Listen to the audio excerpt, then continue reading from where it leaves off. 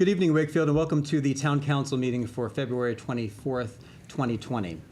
There is need to go into executive session this evening, as an open session may have detrimental effects on contract negotiations that are ongoing. So with that, I will entertain a motion for this body to go into executive session, which will require a roll call vote. So moved. Second. Moved by Vice Chair Santos, seconded by Councilor Smith-Galvin. Again, this is a roll call vote. Councilor Shines. Aye. Councilor Smith-Galvin. Aye. Vice Chair Santos. Yes. Councilor May. Yes.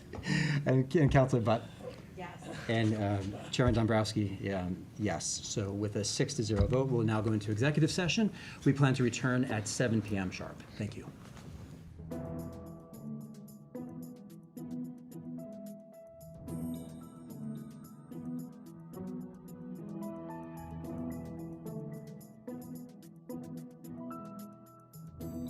Good evening, Wakefield, and welcome back to the Town Council meeting for February 24th, 2020. I will gavel the open session meeting into order.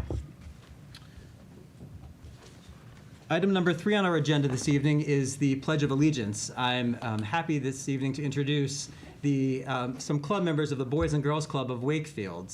The Boys and Girls Club has a tradition several years strong now called Dodging for Dollars, and it's a dodgeball tournament where various groups within our town take on the competition of various groups within Stoneham. And I'm not going to talk about the results of those outcomes because it doesn't matter, but it's for a great cause. Last year alone, It doesn't matter until we win, just to be clear. once we have bragging rights, it'll matter a lot. Yeah.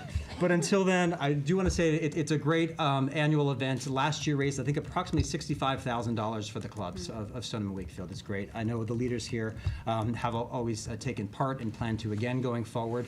This year's Dodging for a Dollar weekend is Saturday, May 2nd, beginning at 11 a.m. It'll be at the Stoneham Club. Our team is already practicing, and I'm sure that we'll definitely dominate against our peers over in Stoneham. But with that, if I could ask the members of the Boys and Girls Club to step on up, if you would, and lead us in the Pledge of Allegiance.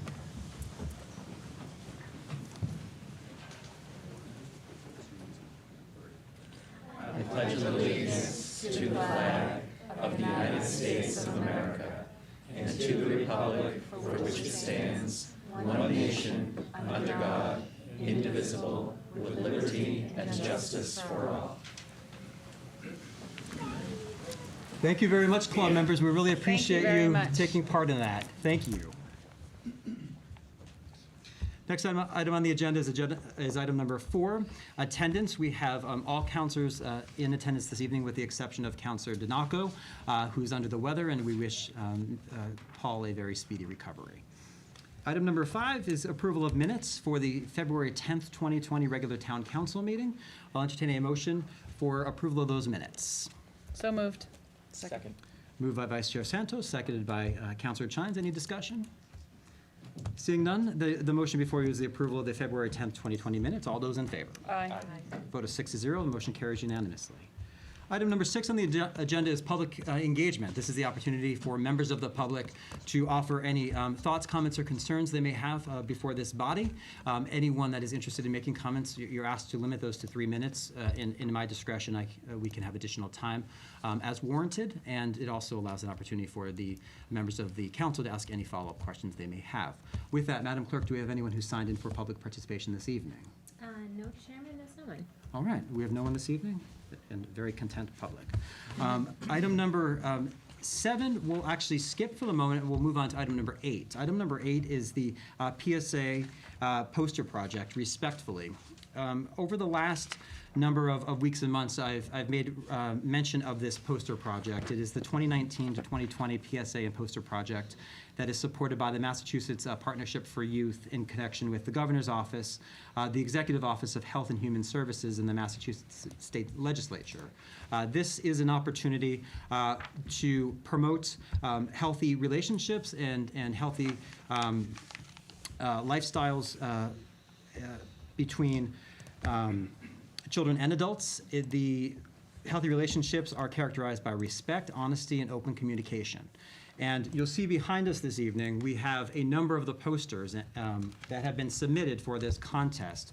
Wakefield Alliance Against Violence, also known as WAVE, has been kind enough to be administering this contest. They have accepted all the submissions, and they've made their decisions relative to the winners of the contest. But candidly, everyone is a winner with this initiative. Again, you can see behind us the great artwork of the students within our community. These are students going from first grade all the way through till 12th. And we're really proud of the work that they have done. We want to display this for everyone to see, certainly, and we're lucky to have many of the winners here in attendance and many of the participants in attendance with us this evening. So without further ado, I'd like to introduce the co-president of WAVE, Mary Eldridge. Mary, if you wouldn't mind coming up and giving, actually, right there is perfect. And if you could just offer just a little bit of comment from Well, WAVE. it was really difficult. Oh, thank you, Yes. first of all, Ed, and thank you for having us here tonight. It was really eye-opening to see a lot of these posters. The kids put a lot of thought into it, and it's really, we were looking at some of the posters thinking, my goodness, this is just from a fifth grader, and a lot of thought went into it, as you can see, if you could look around and see all the posters. They're really very, very telling.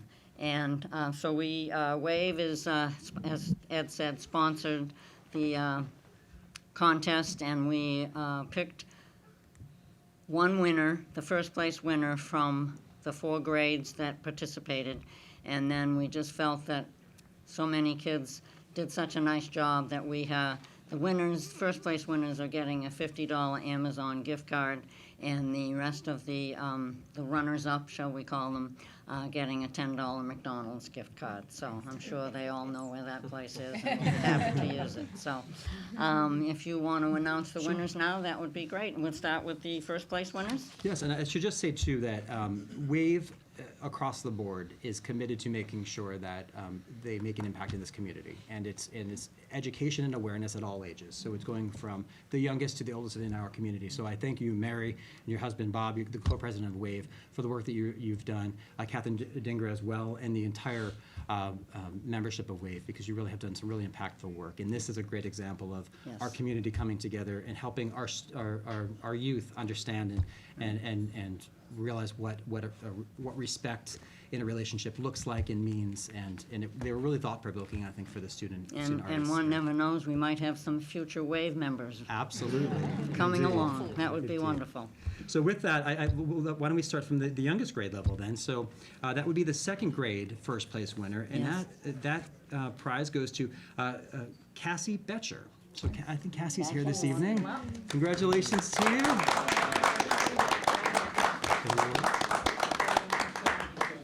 Thank you for mentioning it. All right, you want to hold that? The dad's trying to take a picture. Oh. Got a proud dad there. Our next first place winner is a fifth grader, and that's Gianna Randlett. Is Gianna here? Here's Gianna.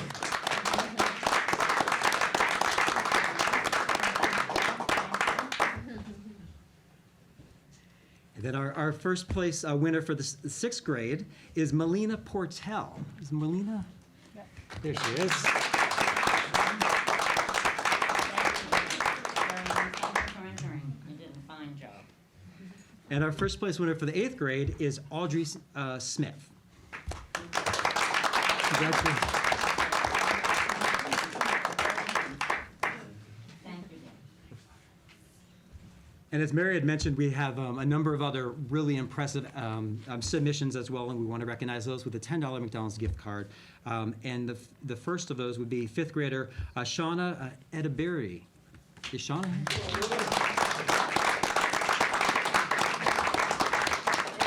Very nice. Thank you for entering. Oh, turn around, we got a mom.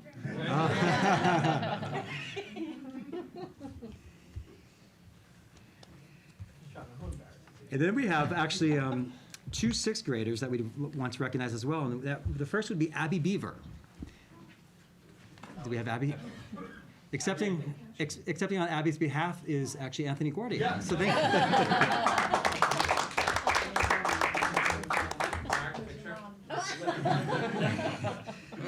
And we also have Annabella Zullo. Annabella Zullo is here.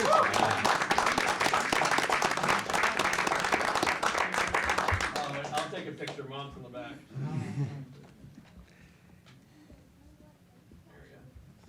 And for 8th graders, we have Mackenzie Grace. Is Mackenzie here this evening? Again, Anthony, we would accept on Mackenzie's behalf. Thank you.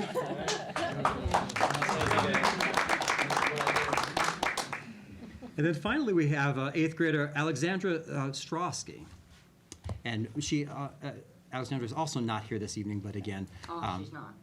Yeah, she did a fine But again, job. we congratulate her on her piece of work. Yes. So, great. Well, with that, thank you. Thank you, Mary. Thank you, Wave, for your great work on this. And we look forward to next year's poster campaign. I should point out that there is a second component to this, and that is the PSA, the public service announcement. That's a video. And there's an opportunity for some of our older students to participate in that contest. That contest runs with a due date in April, I believe. And there's information on Wave's website as well as a Facebook page. And there's also information on our own town website that gives information on that. So we'll make sure we get that pushed out Thank as you very well. much for Thank having you. us tonight. We appreciate it.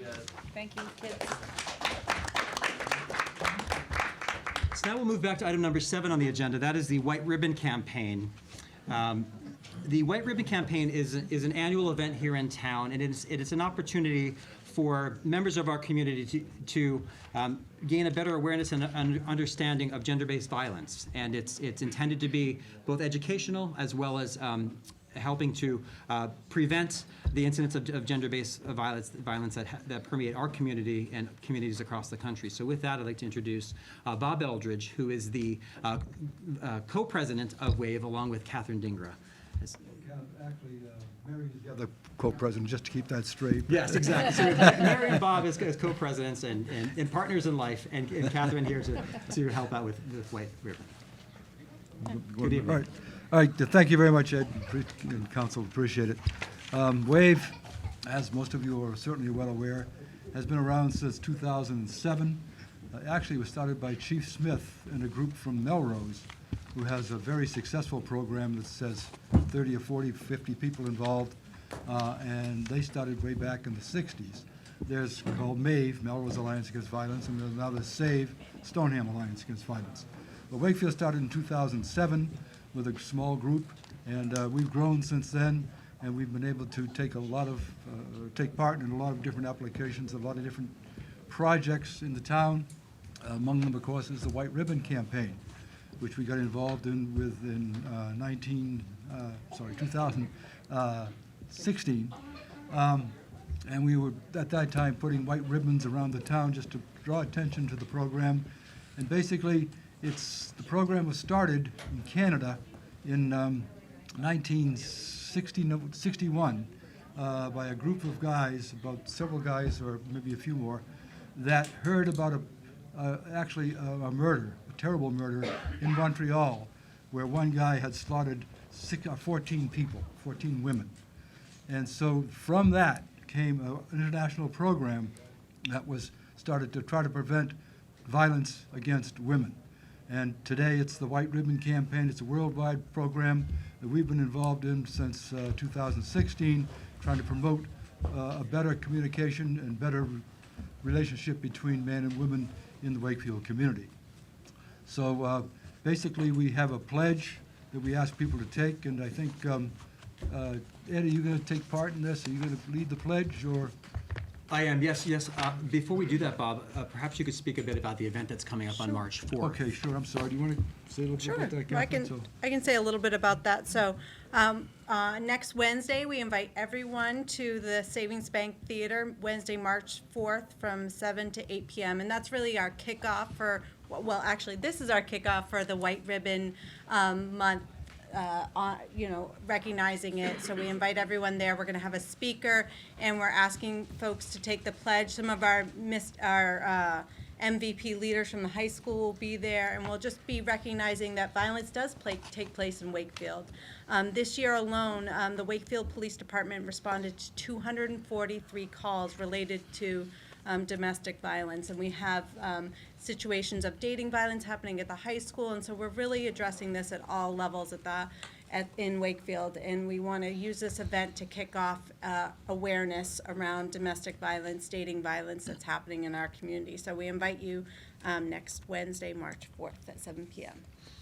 So I think at this time we're going to start the pledge. I should also just point out, too, that since 2016, Wave has been doing a really fantastic job. And this event, and it really is, it's a month-long event. I mean, March is White Ribbon Month. So while this event is happening on one night, for the entire month of March, you'll see a lot of white ribbons like I'm wearing here, and many of my colleagues are wearing here this evening.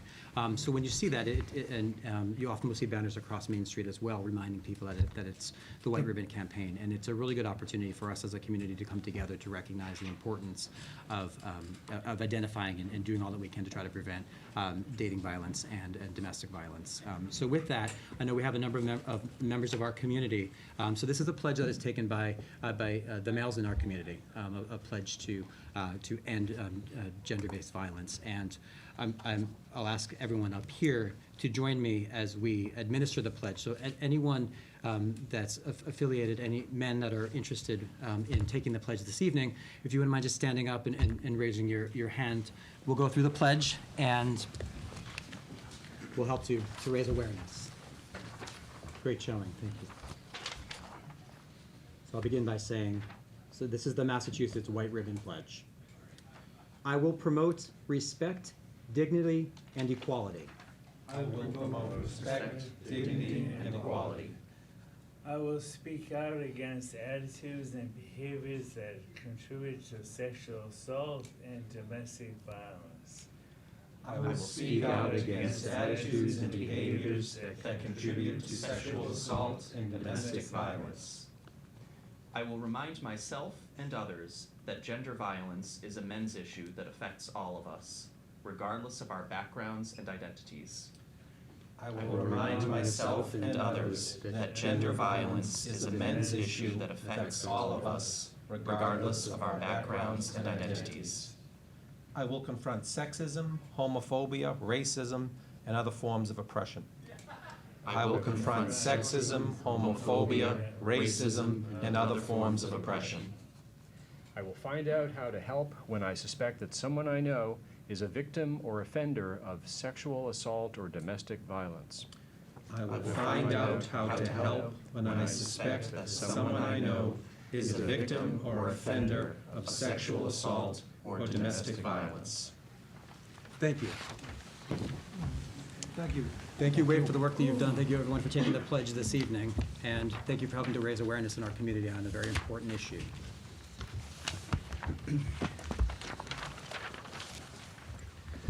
The next item on the agenda is item number 9. This is the presentation of budgets for fiscal year 2021.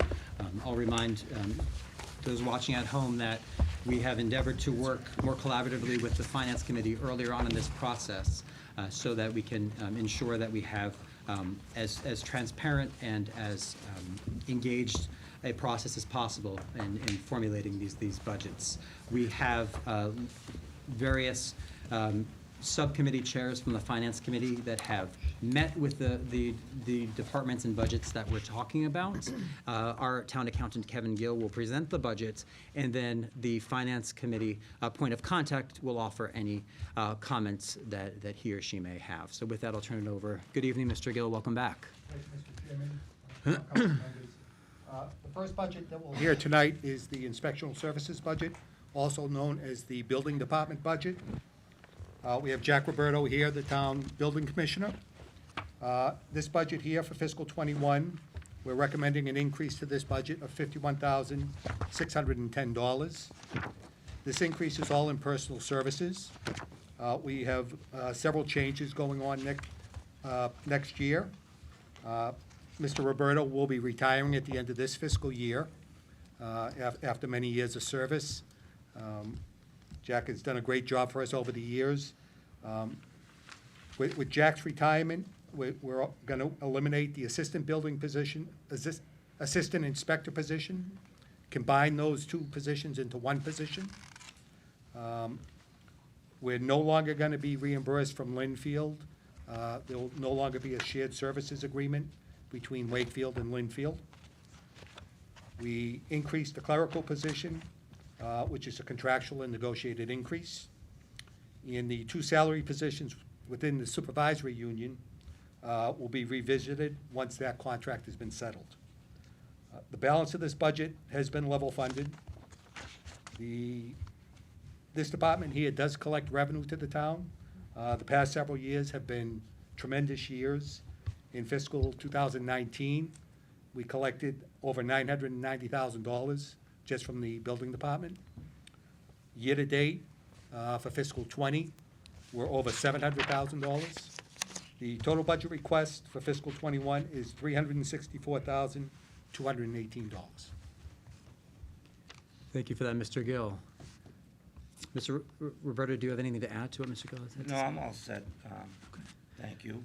Thank you on that. I'll turn over to Mr. Mayo. A couple things, Mr. Mayo. One, I believe that Chairwoman DiGiambattista is the point person. She's not here this evening, but she did submit comments Yes, on the behalf finance, of her. Jan DiGiambattista did send in an email, because we did meet and go over the budget, and she explained, she could not be here this evening. The explanation of the building budget changes to dissolve duties and responsibilities between Wakefield and Linfield are justified between both municipalities. And she went on to say, I am comfortable with the 2021 budgets for building, town council, and accounting, but we'll get to them in a second. If I could say a few more and expand on this one. I think the council knows that there has been no bigger fan of regionalization than I have over the years. And we've done a lot of it together. It's worked out very well in many instances. In this case, after many years, it certainly appears that Wakefield is undergoing a boom where I really need to have our inspectors here full-time. We have, 800-plus housing units coming on over the next few years, a lot of which have been approved, and a couple of them that are on the blocks that we know about that are coming in. We need to have our inspectors there to take care of that. We have a number of huge projects coming in here. The vocational school, which is in Wakefield, will be inspected by Wakefield.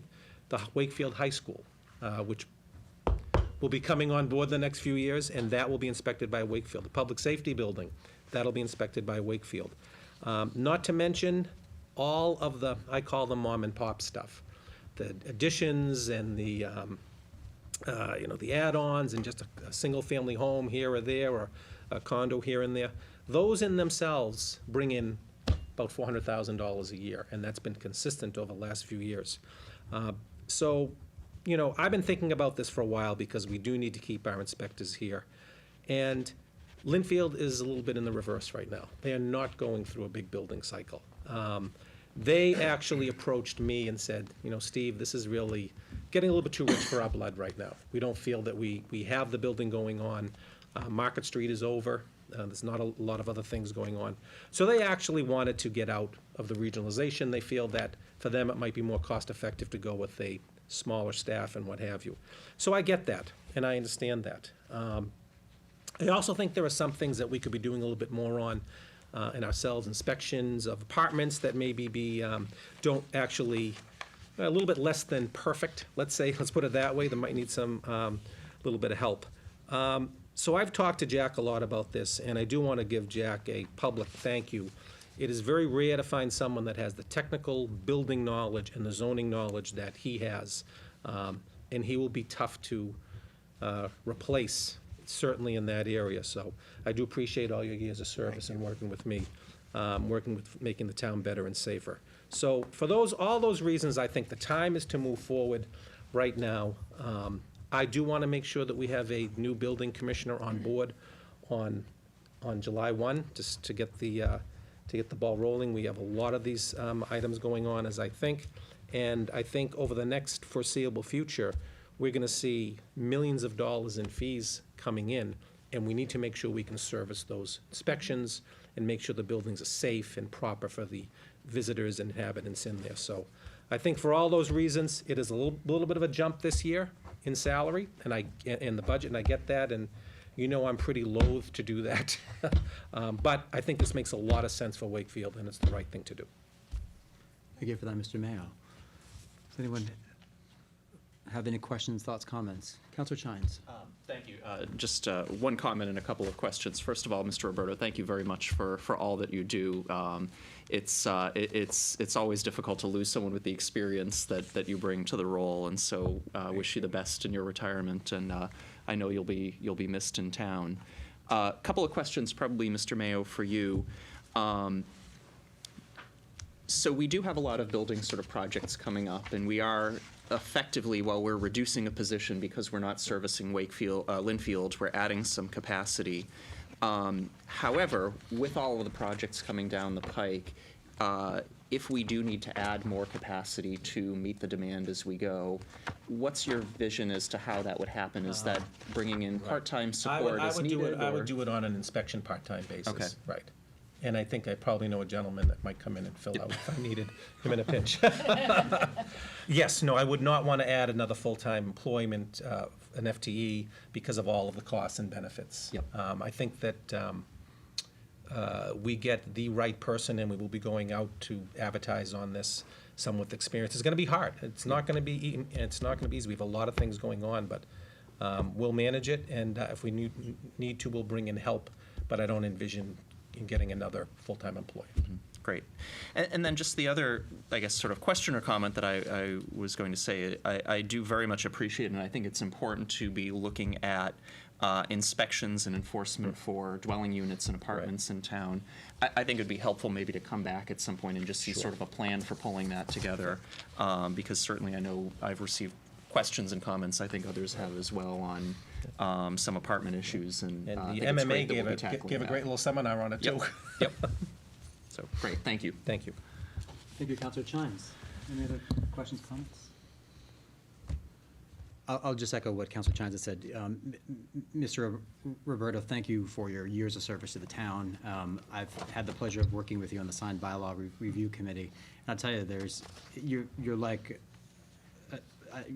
I don't know, you're like a human like statue. Like there's ever a statute, not statue. But if there's ever a question about anything, I mean, you just ramble it off. Like it's nothing. It's so impressive, and it's that sort of knowledge base is irreplaceable, no doubt. But we The new think commissioner will be the same.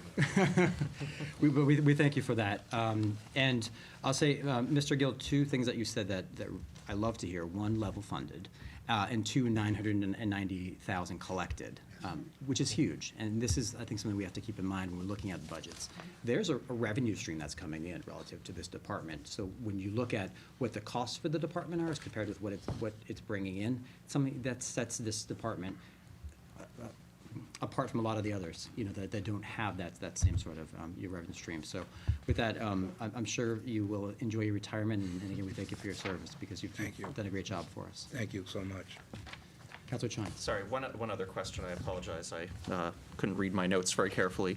But Mr. Mayo, could you talk a little bit about, just from a hiring process standpoint, what are the next steps in terms of finding the person who has the probably misfortune of trying to fill Mr. Roberto's shoes? We will be putting together or I'll be putting together a committee like I have in the past, and soliciting, resumes and what have you in the publications that we've been using, the MMA, think Indeed we've had a lot of luck on, and other of the building journals and things like that. We'll also be looking to some of our surrounding towns that maybe have some very experienced people that we might be looking at too. Don't want to give too much away. But there will be a process, and people will be able to apply. Great. Thank you. Thank you for that. And obviously, we want to make sure we have the best candidate always. And you won't be replaced, but we will have a good successor nonetheless. You'll be fine. Yes. You'll be fine. Thank you. Any other comments or questions? So seeing none, I'll entertain a motion for the approval of budget number 20. That is the inspectional services budget for fiscal year 2021. So moved. Second. Moved by Vice Chair Santos, seconded by Councilor Chines. Any further discussion?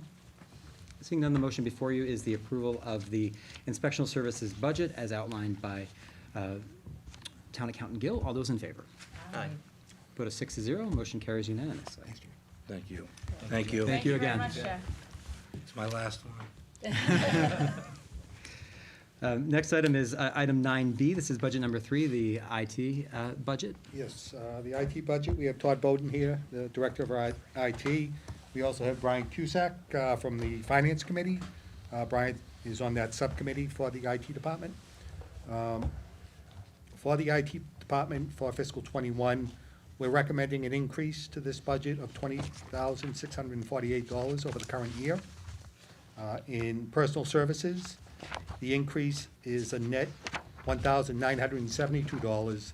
The total increase is $12,522, but we also increased the transfers from the school department and the enterprise accounts for additional services that they're requiring for next year. These salaries are contractual and negotiated. Under contractual services, the increase is $18,266. The main reason for this increase is additional services. We're hosting new software.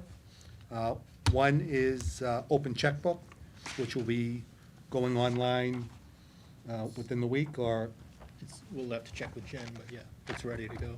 so the bugs have been all worked out, and that will be going online, going back to the first of this year. And then we're also hosting a permitting software, which will be used by the inspectional services, the health department, and the town council office. Materials and supplies has increased minimal, $150. Sundry charges has also increased $260. The total budget request for fiscal 2021 is $371,892.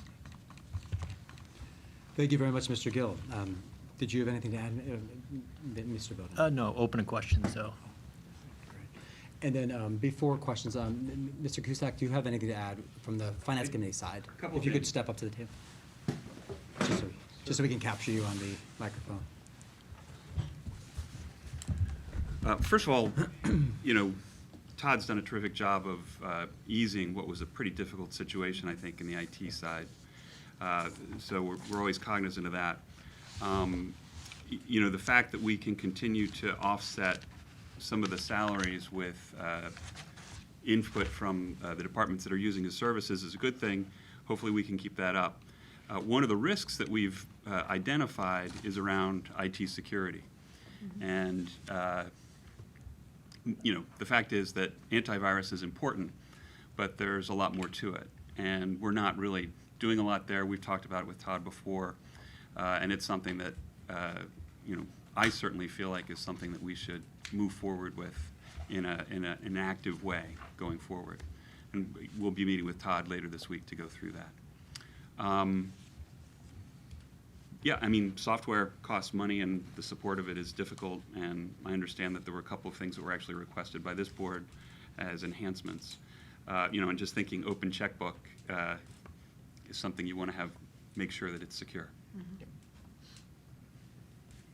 Thank you for that. And I'm happy to take any questions if you have. So with that, I'll open up questions or comments from this board. Councilor Chines? Thank you. Did you? Go ahead. I just wanted to say, Mr. Cusack, thank you for mentioning the issue of cybersecurity. I actually had more of a request than a question. Was maybe that, in a different meeting, I think, I certainly would appreciate the opportunity, Mr. Bowden, to have you come back and talk about sort of what is our cybersecurity strategy. Have we done any threat assessments? What are some of the mitigating factors that we've put in place?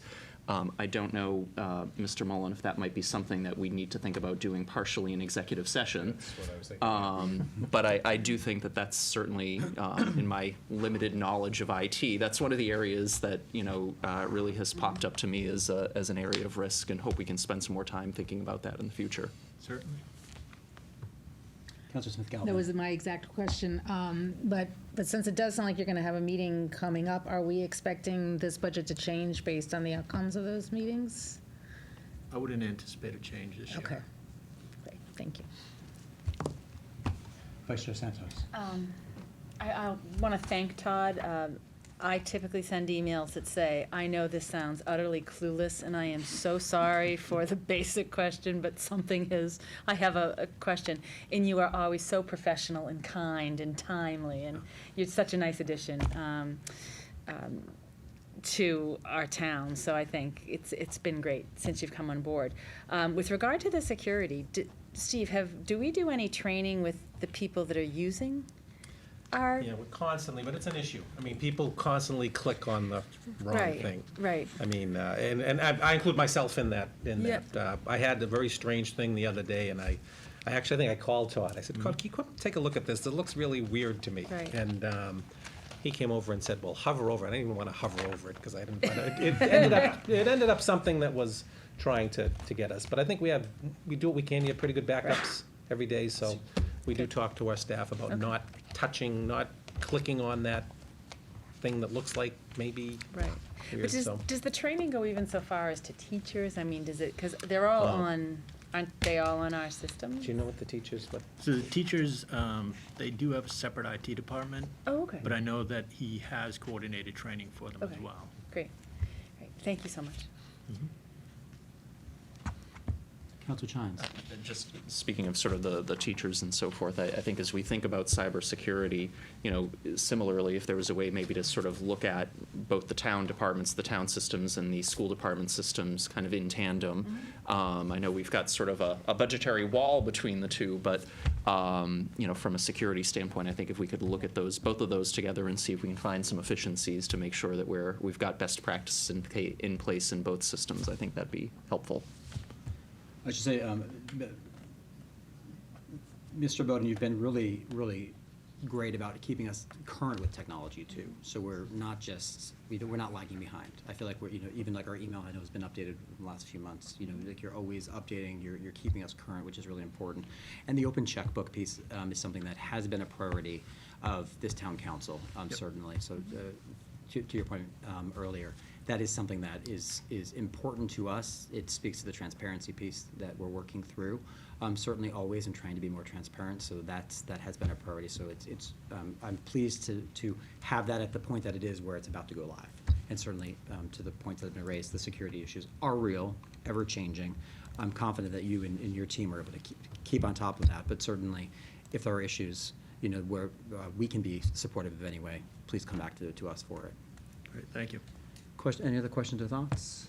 Seeing none, I'll entertain. If I could Yes. I just want to make the Mr. board Mayor. aware of a few things that Todd is always challenging the people in his department to have a greater value add to the town. And a lot of the synergy with the schools, it doesn't get really talked about out there, but you know, when they go out to vendors and talk about getting security cameras or whatever software they want, Wi-Fi requests or whatever, I think Todd and his crew really knows the questions to ask and how to make sure we're not getting sold things that we don't need or things that we can handle ourselves. And they have avoided probably, you know, $400,000 this last fiscal year in costs that, you know, we would incur, other departments would incur, you know, because of their knowledge and what they're doing and things that they can do in-house.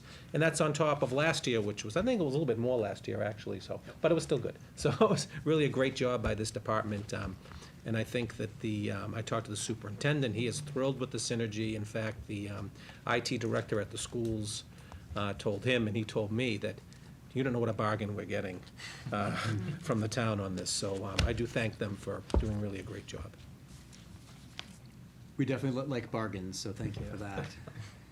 Certainly. So if there are no other comments or questions, I'll entertain a motion for the approval of the IT budget in the amount of $371,892. So moved. Second. Moved by Vice Chair Santos, seconded by Councilor Chines. Any further discussion? Seeing none, the motion before you then is the approval of budget number 3, the IT department budget in the amount of $371,892 for fiscal year 2021. All of those in favor? Aye. With a vote of 6-0, the motion carries unanimously. Thank you very much, and we appreciate all you've done. Thank you, Todd. Moving on to our next budget this evening, that is budget number 45, the retirement board budget. Yes, retirement budget. We have Kathy Cheek here tonight. Kathy is the director of the town's retirement system. For fiscal '21, we're recommending a budget increase of $403,311. This breaks down under the contributory tax levy portion. The increase is $403,272. The non-contrib tax levy portion has increased $420. And the water, sewer, and light department transfers have decreased a total of $381. The main reason for this decrease is the light department is down 2 positions. And when we apportion the assessment for the retirement system, it's based on salary at a point in time. And at that point in time, They were down 2 positions.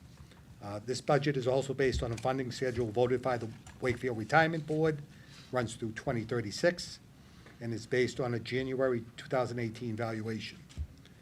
We are currently in the process of doing a new valuation as of January 2020. Hopefully, the numbers will come in much better since the market has been up considerably the past 2 years. I do want to point out Dan Sherman, who sits on the Wakefield Retirement Board, also the chairman of the Finance Committee, the board, the Wakefield Retirement Board approved this budget at their last meeting. Dan voted in approval, so he did give a thumbs up on this budget. The total budget request for fiscal 2021 is $6,678,498, with $5,396,407 coming from tax levy and $1,282,091 coming from an enterprise transfer. Thank you, Mr. Gill. Ms. Cheek, anything to add? He did well. And anything further, Mr. Mayo? No. And again, this is more just numbers. It's rather straightforward. There's It not a is. whole lot of flexibility we have here. The numbers really are what they are. Right. based on- Any questions or comments, Councilor Chines? Just a question which I think I know the answer to, but just want to confirm. I'm assuming that any revaluation that's done as of January 2020 does not affect the PERAC recommendation or requirement for funding for fiscal 2021? Correct. Great, thank you. Any further questions or comments? So with that, I'll entertain a motion for the approval of budget number 45, the retirement budget as outlined by Town Accountant Gill. So moved. Second. Moved by Vice Chair Santos, seconded by Councilor Smith Galvin. Any further discussion? Seeing none, the motion before you is the approval of the Retirement Board budget number 45 for fiscal year 2021 as detailed by Town Accountant Gill. All those in favor? Aye. Vote of 6-0, the motion carries unanimously. Thank you, Ms. Cheek, for your work. Thank We you very appreciate much. it. Our next budget is budget number 34. This is the library budget. We have Catherine McDonald here from the library, the director of the library department. We have Joe Bertrand, also from the town's finance committee. He's on the subcommittee to the library. Just real quickly, before I turn it over to Catherine, the library budget, we're requesting an increase in fiscal '21 of $49,265. There's an increase in salaries of $44,402, which is for contractual and negotiated increases. Contractual services has increased $3,182, and materials and supplies has increased $1,681. The total budget request for fiscal '21 is $1,779,056, with $1,733,449 coming from tax levy and $45,607 coming from available funds, which is the library trust funds. Thank you, Mr. Gill.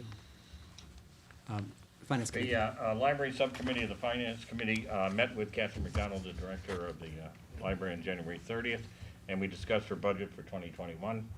Her proposed budget contains no new positions nor any expanded hours. The total budget increase is $49,265, as mentioned by Mr. Gill, or 2.85% over 2020.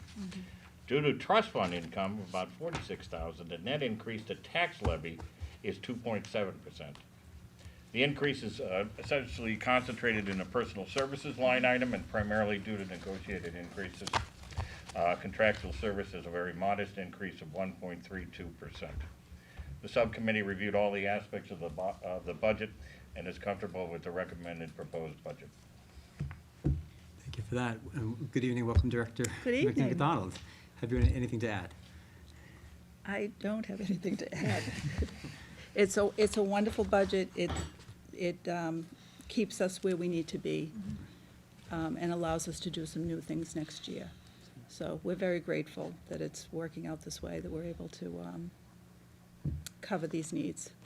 It does seem like every year you're trying to do some new things as 21st century libraries are changing. Things change, yeah. So for the most part, you're pushing the money around because you don't need certain things anymore, but you do need something else.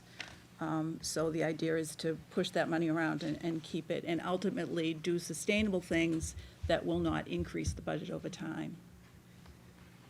Thank you for that. Does anyone have any questions or comments of this body? Counselor Butt. I just want to thank you for all the work that you do and your staff does. The library, as everyone can agree, is probably one of the gems of our entire town. It is one of the reasons I moved to Wakefield, was because you had a library open on Sundays, and I love that we value that. And I am almost there on a weekly basis with all your programmings. I will be there next week on the bad art programming, making some bad art. But I just want to thank you for all that you do and your team.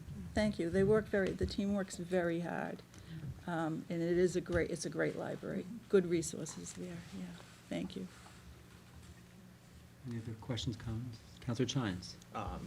Want to echo the thanks, both for everything that the library does. Even for this meeting, I also want to thank you again for the detail that goes into the materials that get presented to us from the library.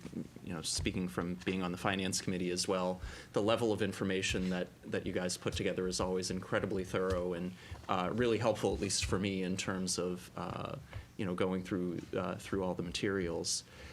Just the one question I had, I believe that the budget again sort of gets us to a place where we're over the minimum requirement for materials. Could you talk a little bit about sort of what actually counts in that minimum and where that minimum comes from? It's a little bit complicated, but there's a quick and easy way to do it. Given who we are, we have to have 13% of our overall budget spent on materials. And materials now doesn't just include books and all of those resources, but will also include any technology hardware that a patron uses. So as long as we hit that 13%, which we have over time, we're good. Great. Thank you. Thank you for that. Counselor Smith-Galvin. I've just been dying to share this stat, so thank you so much for everything the library does. I echo everything. So I don't know whether you saw it, but the Gallup poll about a month ago came out and said the average U.S. adult takes 10.5 trips to the library a year, double what they do to movies, theaters, and any other kind of amusement or entertainment venue. And I would say that probably our average is far higher than that, and that is just a testament to the library. So that's my commentary. Thank you. Thank you. I should also point out that every year we get these budgets, and there's a lot of material that accompanies them, and the spelling and grammar is absolutely impeccable. Well, I hope so. So we appreciate that. So if there's no other further comment, Just holding you a higher if there's no other further comment or question, I'll entertain a motion for the approval of the library budget as identified by Mr. Gill for a total operating budget of $1.779056. So moved. Second. Moved by Vice Chair Santos, seconded by Councilor Chines. Any further discussion? Seeing none, the motion before you then is the approval of the Library Department budget for fiscal year 2021 as just described. All those in favor? Aye. Vote of 6-0, the motion carries unanimously. Thank you, Thank everyone, for your you. work. We appreciate it. Thank you. Thank you, Kevin. Thank you. The next budget before the council this evening is actually identified as budget number 1. The town council budget. I'm sure that's just a coincidence. But with that, I'll turn it over to Mr. Gill. Yes. The big change to the town council budget in fiscal '21, we're actually combining 3 budgets into one. We have the town council budget, we have the miscellaneous town council budget, and we have the town sealer's budget. We've combined all 3 into one budget. It all flows under the town council now. There is an increase. It breaks down, there's a $9,007 increase to the tax levy, a $23,256 increase to the water, sewer, and insurance transfer line item. This total increase, less $1,000, it's all in personal services and is for contractual and negotiated increases. The $1,000 increase on the expense side is for a new line item for environmental sustainability. Main expenses within this budget, there's a $3,000 line item, which is the cost to print the town report. The advertising line item, which is used to advertise town meetings, the Board of, Town Council hearings and other miscellaneous usage, $15,000. And there's a professional services line item, $26,000. $20,000, which is budgeted for VHB, which is the traffic consultant, and $6,000, which we're contracted with the Commonwealth of Massachusetts to come out and do our weights and measures. The total budget request for fiscal '21 is $562,729, with $489,536 coming from tax levy, and $73,193 coming from a water, sewer, and insurance transfer. Thank you for that, Mr. Gill. Mr. Mayo, do we have any comment from the Finance Committee Subcommittee? Yes. After our, the explanation of budget merges into the town council budget are also justified. After our review and discussion, I'm comfortable with the 2021 budget for town council. That was, again, Subcommittee Chair. Subcommittee Chair, Jan Jan Batista. Batista. Thank you. Any questions for Mr. Gill relative to the town council budget? Town council. Councilor Shines. Just a quick question, Mr. Gill. What's in the non-classified line in the contractual services budget? The unclassified, when we merged the miscellaneous town council budget into that unclassified line item, it includes training, it includes custodial, that when we have town meeting. Yep. The check is for town meeting, and the other unclassified that was in the miscellaneous town council budget. Okay, great, thank you. Any further questions or comments? Seeing none, then I'll entertain a motion for the approval of the town council budget in the amount of $562,729, with a total tax levy of $489,536 and a transfer from water sewer of $73,193. So moved. Second? Moved by Vice Chair Santos, seconded by Councilor Smith-Galvin. Any further discussion? Seeing none, the motion before you then is the approval of the town council budget number 1 for fiscal year 2021 as just identified. All those in favor? Aye. Vote of 6-0, the motion carries unanimously. Thank you for that. And moving on to the final budget of this evening, and that is the accounting department budget. The accounting budget, we're recommending an increase to next year of $10,285. This increase breaks down $9,042 coming from the tax levy and $543 coming from a water and sewer transfer. This increase breaks down under personal services. The increase is $9,042, which is contractual and negotiated increases. Under contractual services, there's a $700 increase. Of that, $500 was increased to the tuition line item, which is used to train new employees. And there was a $200 increase to the printing and binding line item, which is based on both current and prior year usage. Main expenses within this budget, there's a $28,000 line item for rental of equipment. That's for 7 copy machines and 2 high-speed printers. When we get our invoice from our copy company, they combined all the machines onto one bill, and we budget that through the accounting department. So this includes the town council's copy machine, the one used in accounting, the one in benefits, the tax collector. The building department has 2, and the one at the council on aging. We also have a $57,000 line item for professional services, which is used for the town audit. We use a local company, Powers & Sullivan, do a very good job for us. There's an $8,000 line item for postage, which is used to mail the accounts payable checks. The total budget request for fiscal '21 is $426,612, with $407,097 coming from tax levy and $19,515 from a water and sewer transfer. Thank you, Mr. Gill. Do we have anyone from Finance Committee, Subcommittee, Mr. Mayo? Yes. Again, it's Chairwoman of the Subcommittee, Jan Batista. Comfortable with the 2021 budget for accounting. for the accounting department, and she goes on to say that both the building, town council, and accounting all seem to be in good order. Thank you for that. Any questions of Mr. Gill or Mr. Mayo of this body? Just one question, Mr. Gill, on the equipment rental. I see our midway point, we were at 10,721. Just curious as to why. We're behind one monthly payment. Got it, so. okay, perfect. All right, if no other questions, I'll entertain. Mr. Chair, sorry, just one Councilor question. Shines. For our auditor, how long have we been working with the firm? I want to say at least 10 years. Do we go out to bid periodically for that, or? We haven't recently, no. Okay.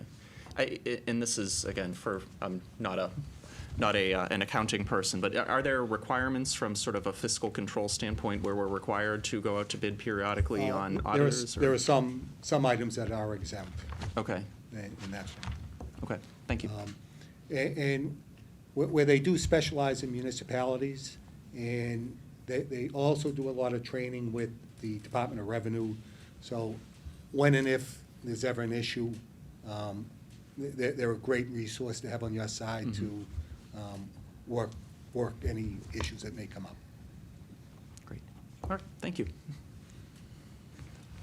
If I could just share one thing, I had an MMA article that I had shared with our very talented town accountant, I think a little while ago, and he was quickly shared it back with me the other day, and I'll just read one little line, and it's talking about these positions are very hard to fill. These municipal positions are hard to fill, and it says, this is a quote from the Lennox Lee Chief Administrative Officer, Chris Ketchen, who says, "If you have a qualified, capable town accountant, by all means, do whatever you need to do to keep that person in your town." So, Kevin, thank you for all of your work. Indeed. But he's still budget number 2. I just want to point that out. I noticed. Thank you. So if we have no further questions or comments, I'll entertain a motion for the approval of budget number 2, the accounting department budget, with a total transfer in the amount of $426,612 for fiscal year 2021. So moved. Second. Moved by Vice Chair Santos, seconded by Councilor Smith-Galvin. Any further discussion? Seeing none, the motion before you is the approval of the accounting department budget as I've just described. All those in favor? Aye. Vote of 6-0, the motion carries unanimously. Thank you, Mr. Gill, for another night of budgets. Thank you. We appreciate it. Thank you. Item number 10 is a really exciting item on this agenda. It is the Strategic Road Repair and Maintenance Plan. I know for a long while, many residents in town have talked about the condition of the roads and ways in which we could try to improve our road system and the quality and condition of roads. Starting back last summer, I began meeting with Mr. Conway, our DPW director, and Mr. Renault, our town engineer, about this issue. And we had some pretty decent software in place. We have even more impressive software today relative to this. And I talked to them about ways that we can come up with a more systematic approach to how we deal with the road conditions that we have across town. And up until this point, each year, including this body last year, we kind of pick like a number, and we budget that number, and then ultimately at town meeting, that number gets approved. And I think last year, this body approved $700,000. Ultimately, I think it was $750 or thereabouts voted on at town meeting. But there has not been a strategic plan relative to improving and then maintaining the quality of our roads. And I've worked through the numbers with this very talented DPW team. They've done a great job, as you'll all see tonight, of describing all the reasons why this matters. And at the end of the day, it's for our body, it's a matter of finances. And if we allow the infrastructure to continue to fail, it costs us more money, because we're always going to need the roads. We're always going to need the roads in passable condition. But it gets exponentially more expensive the more we, in the absence of a plan, where we don't have a comprehensive, thorough way of approaching. And I'll let this team talk about the mechanics of it and really how this would work. But I think it's really important that we give some serious thought. The idea for this evening would be that this would be voted on by this body to move it along as an article at Springtown meeting. And what you're going to hear ultimately is that it would require a more significant investment for a period of years to get us to a point where we can then actually be in a better position because we're then maintaining. And you'll hear the cost differences, and it's astronomically different whether you're just doing basic maintenance and repair as compared with complete tear-ups. And again, from the financial side of things, it makes a lot of fiscal sense to approach this in a more systematic way, which we've not done previously.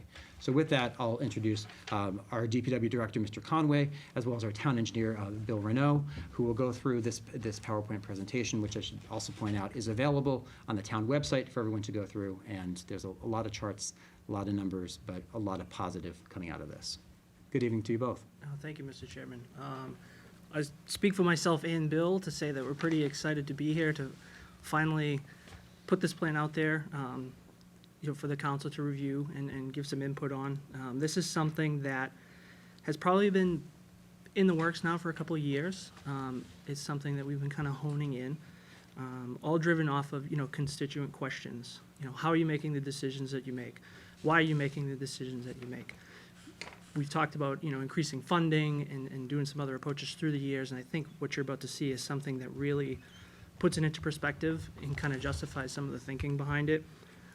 As you know, the senior management team at Public Works is relatively new. We've all been around for a little while now, but some fresh faces. So we're excited to begin this new chapter of Public Works and have this project kind of at the forefront of it.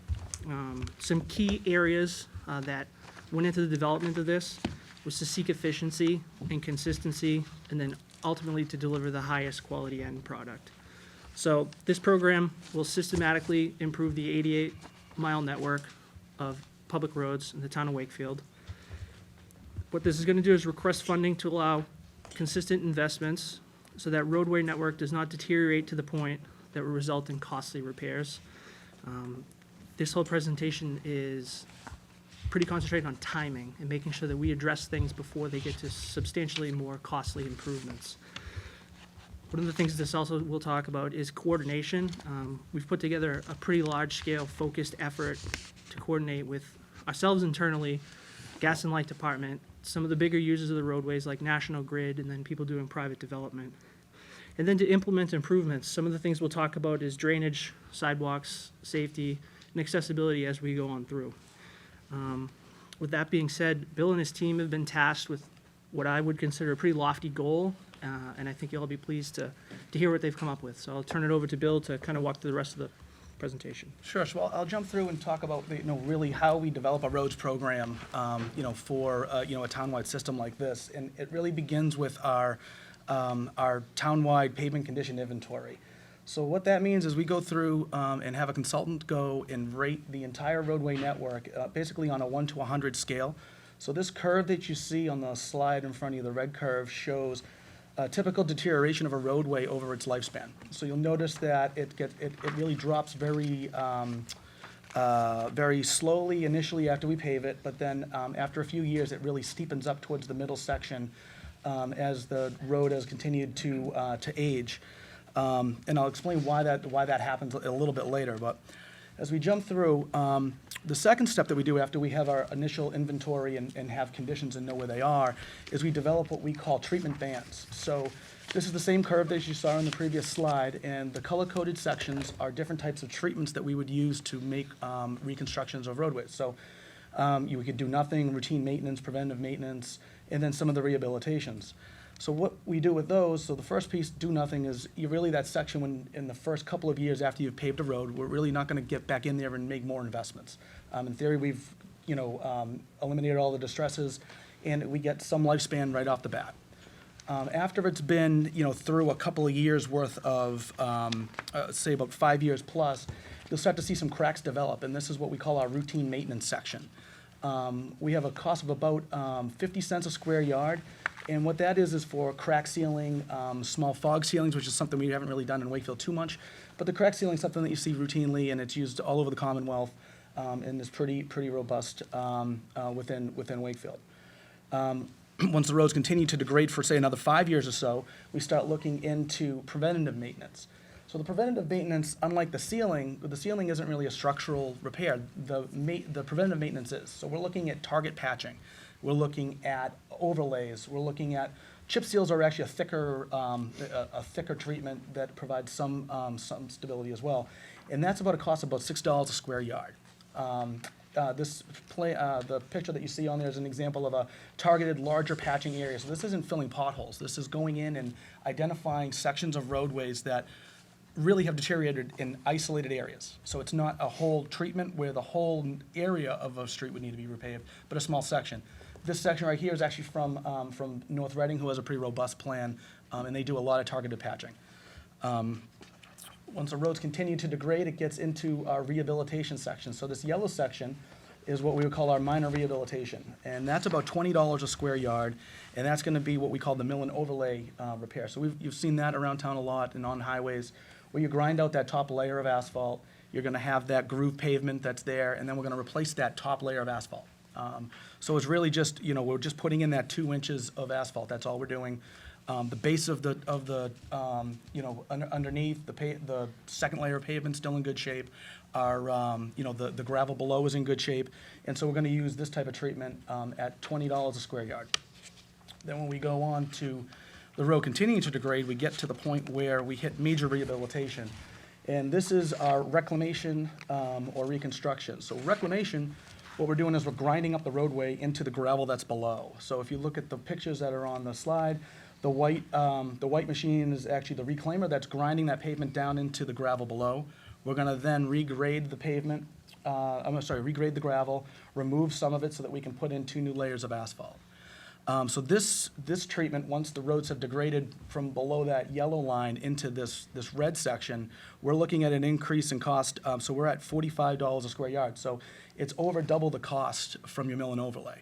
So that's when you start to get into some of these major costs. And when we look at our roadway network, the goal really is to make sure that we're actually hitting these streets when they're in that yellow section. We really don't want to be into this red section. And this is something that Rick used to talk about a lot before, about really, ideally he would never be reclaiming streets, we'd always be mill and overlaying streets.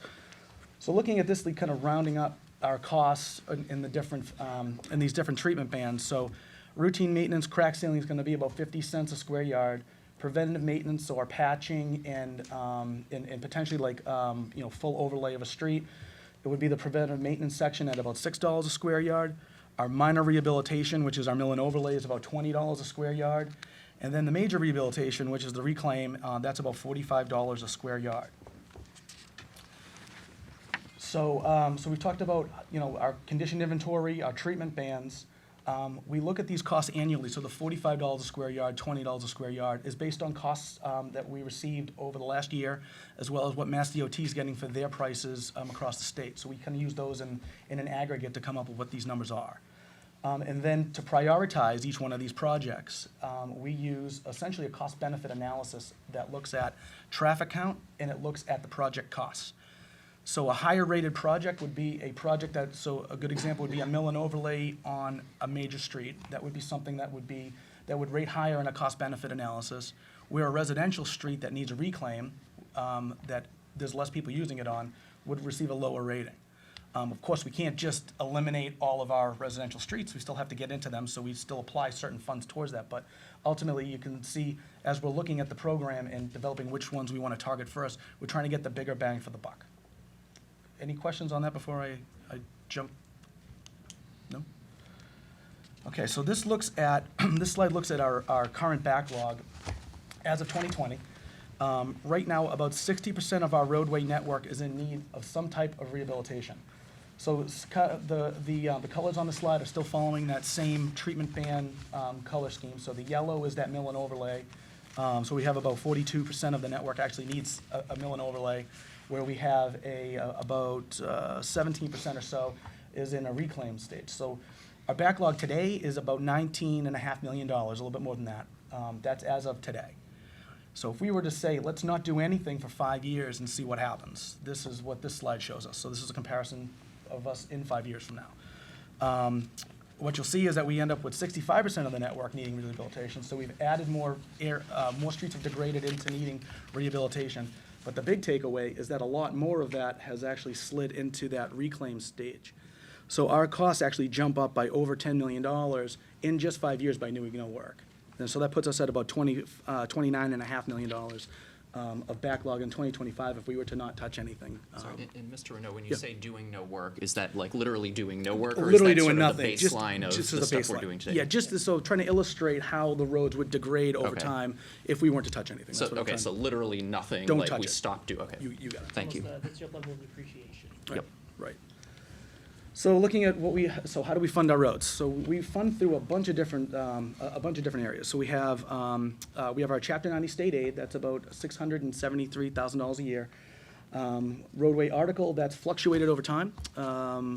Last year, we received $750,000 for fiscal '20. The previous year, we were at about $500,000. Year before that, I believe we were at $250,000. So while we are trending in the right direction, we'll show you in a few more slides that still is very underfunded for what we need. A couple years ago, we instituted a new fee for road cuts. So we have a road revolving fund that annually collects about $75,000 worth of monies that can be applied towards roads. The DPW operating budget has money for crack sealing and pothole filling, but again, those are smaller maintenance pieces, doesn't really handle these big reconstructions. And then there's the grants that we can go after. So as you know, we were successful in getting about $400,000 for Albion Street to do some sidewalk and curb work there. With the MVP program that you're going to hear about later today, there's grants available there. We've identified one that we think would be good for Main Street, and that would also include some cleanup of the lake as well. And then obviously the Envision Wakefield project in that TIP component too. So there are grants available and other monies from the state for this. We do go after them aggressively as much as we can, but there are limitations on how often we would get those. So I wouldn't say it's something we can necessarily rely on an annual basis. So here is basically the funding scenario. So this slide of what we did is we looked at 5 separate scenarios funding over the next 10 years to see how our basically what we would need to fund to show some improvement in the roadway network. You'll see the target line of the 80 RSR, so that's our road surface rating. So that's the condition of the roadway. 80 is the target, pretty much the industry standard. So at that point, our roads don't need a repair. It's more in a maintenance phase type scenario. So if you look on the bottom left-hand corner of the slide, we have scenario 1, which looks at if we were to just spend our finances that we get from Chapter 90. That's that maroon curve that's going down. Scenario 2 shows us basically if we were level funded from fiscal '20. So that's what that blue square section of the chart is. That shows us still essentially losing ground over the course of the 10-year cycle. The yellow scenario is if we were to double that to $1.5 million in the article. So we'd see some improvement, but it would be pretty minor improvement. And then scenario 4 looks at a $2 million, and then scenario 5 looking at 2.5. Within the 2.5, we actually hit our target of the 80 within the 10-year cycle. So, right now, our town average is at a 72, which is just above what that mill and overlay band is. So we are just above it as an average across the entire town. 60% of the town does need some type of rehabilitation. So they give you the background on where that is. So what we did is we looked at to kind of show what does that mean, looking at how much money, what does assuming we get like $1 million or $750,000 per year, how much are we really going to be able to do per year? So we're looking at about 2 miles of road to 2.5 miles of road being rehabilitated if we were to get a $1 million investment through a separate article, okay?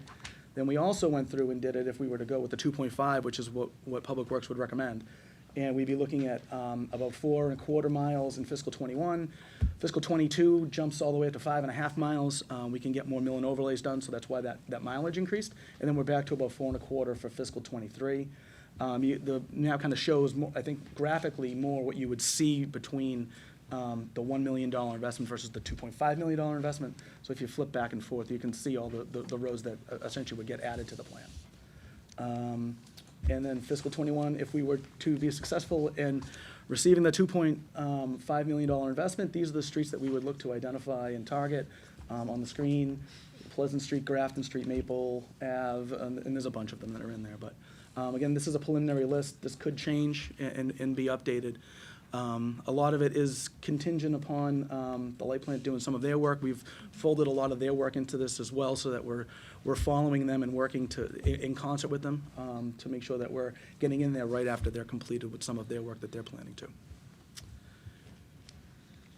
And I'd be happy to answer any questions on the roads program, or strategic road repair and maintenance plan, I guess is probably the way to go. There we go.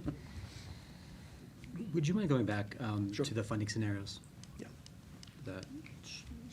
So just so everyone is clear that's watching this, when we're looking at scenario number 5, for example, it says 2.5. Yep.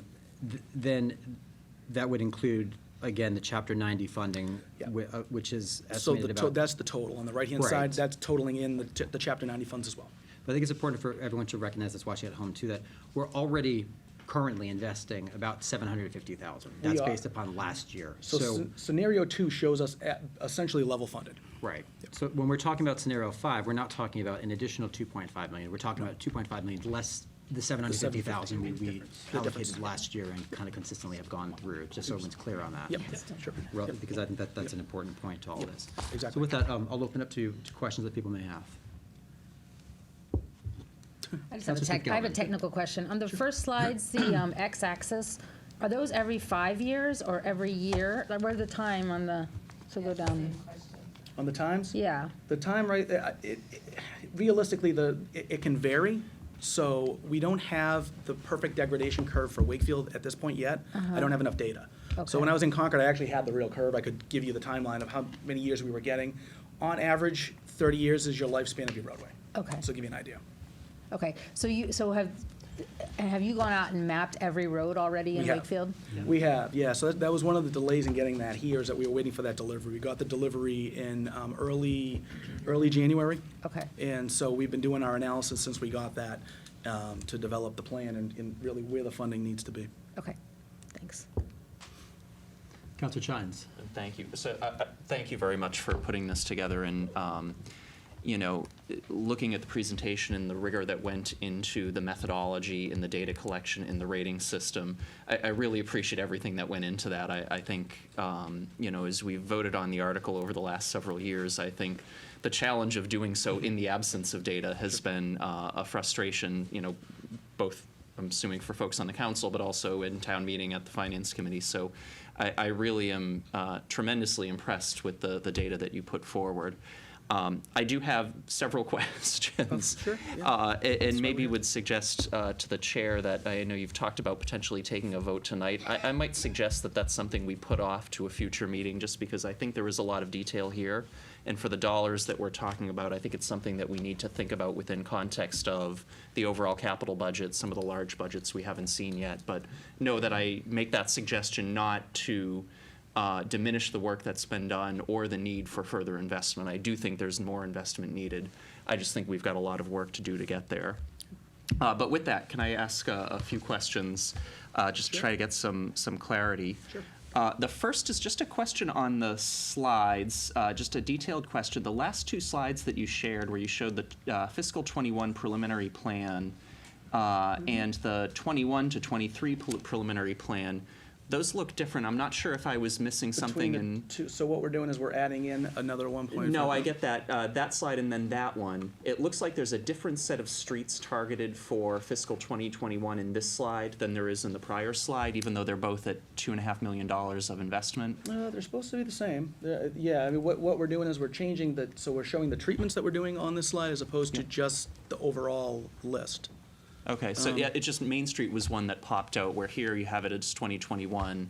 Prior slide, it looks like it's shaded in orange for 23. Oh, or Right, it is. So assuming, Bill had mentioned grant possibility in that corridor. So what we've identified there is we have a unique opportunity between Carriage Lane and Salem Street to have a once-in-a-career project take place.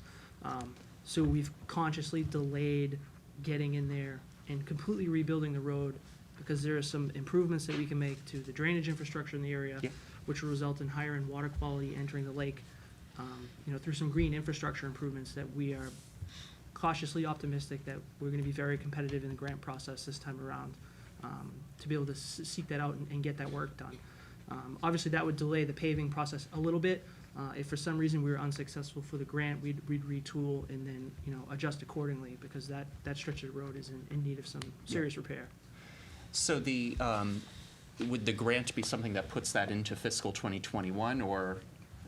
Yes. That's the intent. Okay, Yes. and that would be, it sounds like that would be, though, sort of separate from whatever number we decide to invest in the article at town meeting? Correct. Assuming that the grant were to come through for So- that particular roadway? With the grant funding, we'd have to put some excavation into the roadway. So obviously, we don't Would want take to some do any time. work to the wearing course and the street surface until absolutely, necessary and appropriate. So I would say stay tuned. Maybe early summer we'll have some better news for you when we come back. Well, keep our fingers crossed on that. As will we. I want to talk a little bit about prioritization. So, obviously we've got 90 some odd miles of road.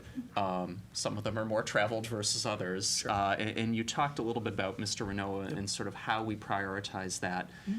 Can you give us a little bit more detail? I mean, as you think about sort of the universe of dollars that you have to work with, are you looking at a specific pool for high priority, high trafficked roads and sort of a separate pool for less trafficked roads, or how do you make those trade-offs?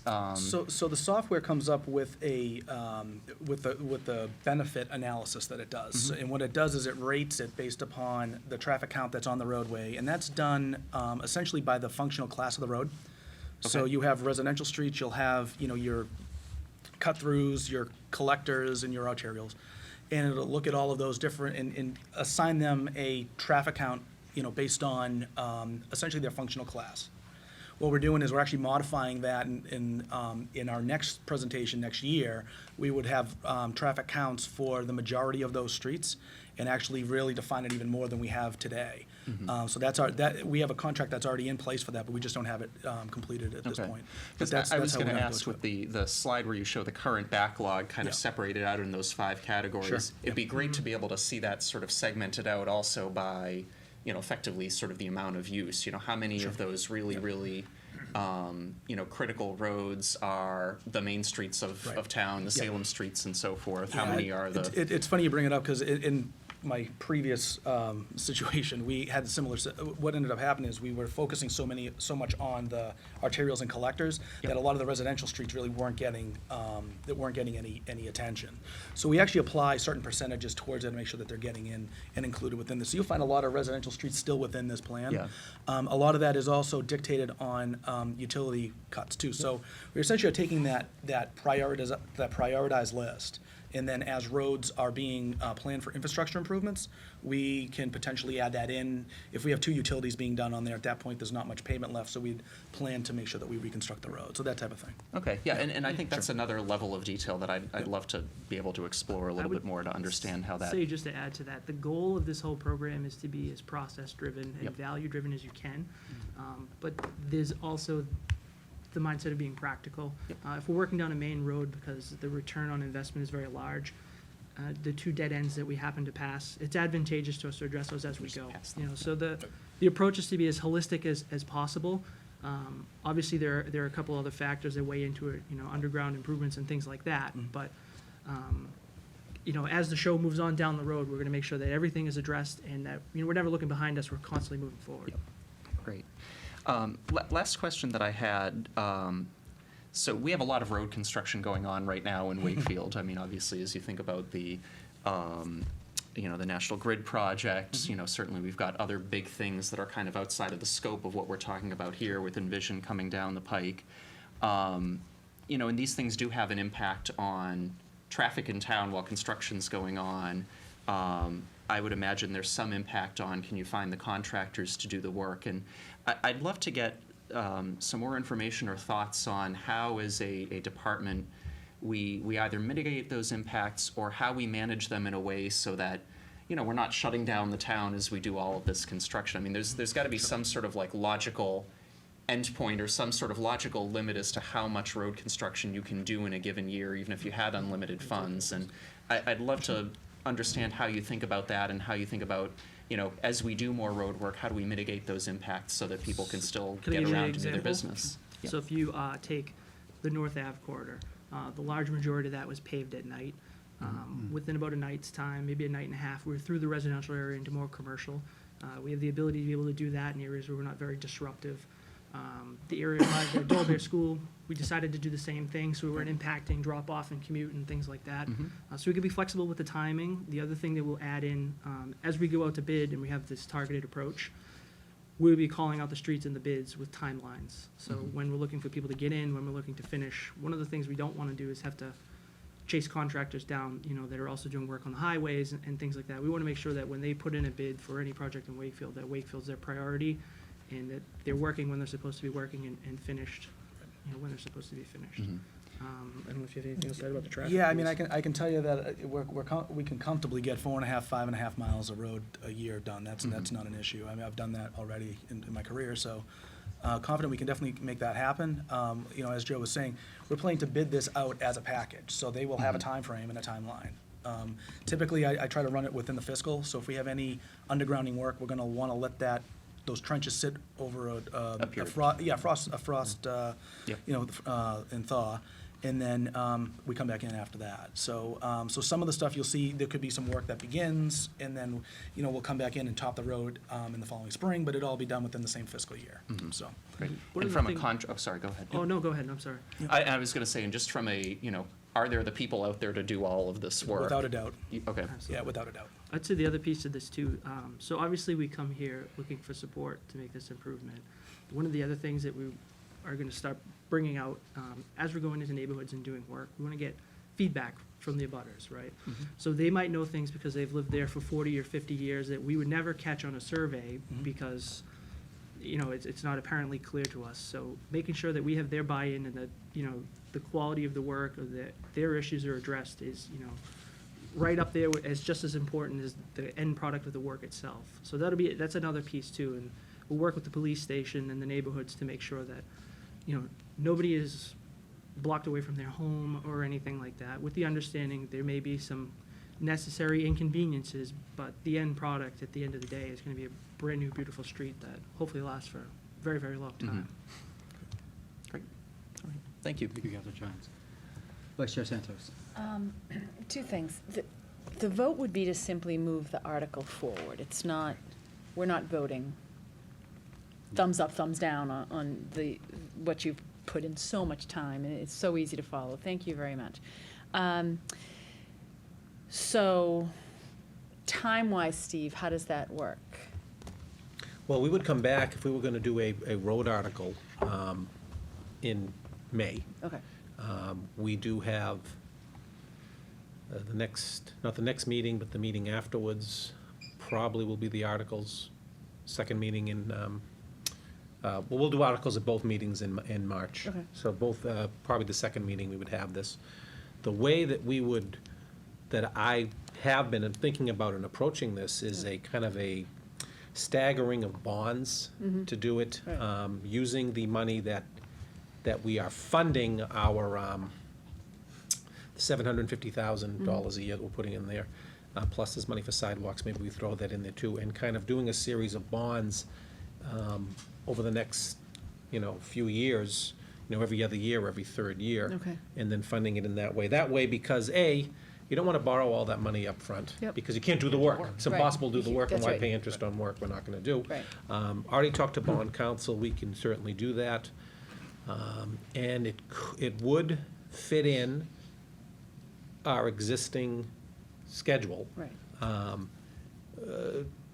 Quite nicely, depending upon the timing. Sure. So you might have to move it a year here, move it a year there. So I'm working all that part out. Okay. Because there's, it's true that if we can't go and fund $30 million Right. at town meeting this year, but course. we can bond for it. Sure. And we can move that out in a kind of a methodical manner to hit these over the next few years and to keep it on schedule. So that's how I am and would be approaching it. I've already had town council bond council run me one set of numbers, and I have to adjust them a little bit, but it does fit in, and it fits in with the other major project that we've been talking about, the public safety building. And it would still fit in our bonds as things fall off and things come on, so. And But that's another big presentation. exactly, and clearly, I mean, you and Joe have talked Oh, yeah. in depth about this. Yes. In, as presented, something you're comfortable with Yes. regard to, Yeah. okay. I think the key takeaway in this plan is that, we've been talking about a Oh, for years. bonding of the road for years, Yep. and, it's hard. You'd like to do everything, but we can't do everything. But we are getting the point where, when you look at those numbers, if we keep going, the same road is gonna cost us twice as much. Sure. 5 years down, if we move this whole thing 5 Yep. years down. And that, to me, is the big takeaway. And now that they have the mechanics and the program down, that we can really methodically look at that, I think it's Okay. I think it's time to move that Good. whole thing forward. All right, thank you. Thank you both very much. And within our capital debt service structure. Sure, yep. I think the bottom line is this is a really important priority to the town. And a strategic road plan is really long overdue. And we're finally at a point where we can do that. And to echo Steve's sentiments, I know we met, DPW, Steve and I met last week going through that, and Steve followed up with bond counsel on that. Again, it would be a series of bonds. Yeah. This is not one major overlay. It would be consistent with, the bonding would be consistent with what's reasonable and realistic in terms of completing construction relative to it. And your graphs and charts are phenomenal. My most basic is, I look at it from this perspective, literally, we're at 50 cents, $6, $20, or $45. There's a cost to inaction, and we keep creeping more and more to this point. And we're not getting more roadway out of that. We're just improving what we hope to have down here, or ideally down here. We're not gonna be here in 2023, but maybe, 10 years out, when we're more systematic about it, we're gonna be closer to the 50 cents or the $6. But right now, we're too often like in the $45 to the $20 range. And it's not a good return on investment from a taxpayer standpoint. We're using these taxpayer dollars to overpay ultimately for a road improvement because we haven't been systematic about it to this point. What is before the council now would be advancing it to town meeting. And then ultimately, the town will have its say. And I'm confident that this is a very high priority for most of the town and something that would be widely supported. But if it's not, then town meeting is the opportunity for people to offer their different perspective on that. I remind this body that last year, because we were essentially flying blind, we didn't really know what we were getting for our money. We ultimately settled on $700,000, a rather arbitrary number. Then, as evidenced by town meeting last year, the fact that the townspeople upped that to $750,000 shows that they realize that we need to do more than we're doing. And we're finally at a point where I don't know how much more analysis we can do. You guys have done a phenomenal job. You've scanned all the roads. You've compiled all the data. You've extrapolated all the information from it. You've laid it out for us, and you've come up with a recommendation in terms of a number. I think at this point, it's appropriate to move this forward so that we can indicate to the town, we recognize this is a top priority. We recognize this something has to be done. And we also recognize that by not doing this, we're going to be getting less bang for our buck. And that's a real significant piece to that. If we're going to be spending $1, I want to see how far we can make that dollar go. Getting into this $20, $45 range is not getting our dollars as far as it can go. Getting us to this point and staying in this point is where we need to be. And that's why I feel strongly that I think we need to advance this forward onto town meeting. I don't know that there's more analysis at this point, candidly, that needs to be done to get us there. Certainly, you'll have plenty of questions, DPW. This is a big ask. I understand that. Understood. But that's your job to be responsible for answering those questions. It's our job to be able to identify priorities and move those priorities forward, on behalf of the town. Councilor Chines. Thank you, Mr. Chair. So I mean, I don't think that there's any dispute over sort of spending money wisely, investing in priorities before they become something that costs us more down the line. That's certainly not my perspective. And again, I mean, I am in support of spending more money on the roads. I think, though, for me to vote to advance the article to town meeting, there's a lot of stuff that I think I would need to have in front of me to really be able to do that. So one question, if we're talking about bonding, if we're talking about staggering that over a number of years, I mean, I'd like to see the financial modeling on that. I'd like to see the schedule that we're talking about before we vote to advance it for town meeting. Town meeting's in May. We've got a lot of time. We've got several meetings coming up before we actually have town meeting, and so if we don't take a vote today, that doesn't kill this proposal. It just gives us some more time to do that analysis. And I, for one, I think can get there from a support standpoint. I just need to see some of the data and some of the information, both that we talked about from a programmatic standpoint, but also from a financial standpoint, to be able to be comfortable taking a vote today. Mr. Mayo, I know that you have, we've discussed this, and you have had detailed conversation with bond counsel, so perhaps you could lay out a little bit more of the detail relative to your discussions. So what I've done is, and we would have to draft an article of what the council have to vote on anyway. What I've done is I've looked at putting in 5 staggered, actually $6 million bonds, which is probably a little more than you want, so I might ratchet that back a little bit.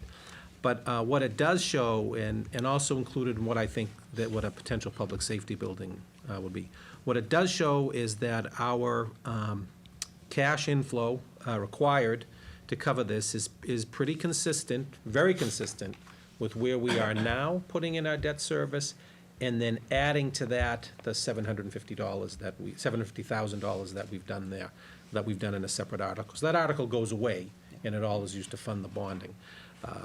It does, in some outlying years, if we went to this schedule, we would have to look about maybe staggering it, a year here, a year there, to kind of move it down a little bit, because you can't do it every year, obviously. But some things come off, the recreation, the fields come off in a few years, Woodville comes off, and we've talked about that, about maintaining our payments the same there. So it does work in the long run if we carefully manage it in the process. So, like everything else, I mean, again, that's Yeah, right. I right. think I would just like to have Right. the opportunity No, I think to see the modeling. yeah, that's fine. Councilor Smith-Galvin. So Steve, just so I understand, you're making the assumption then, based on those numbers, that we would go to scenario number 5, which is 1.75 million over the 750 we currently spend right now. 2.5.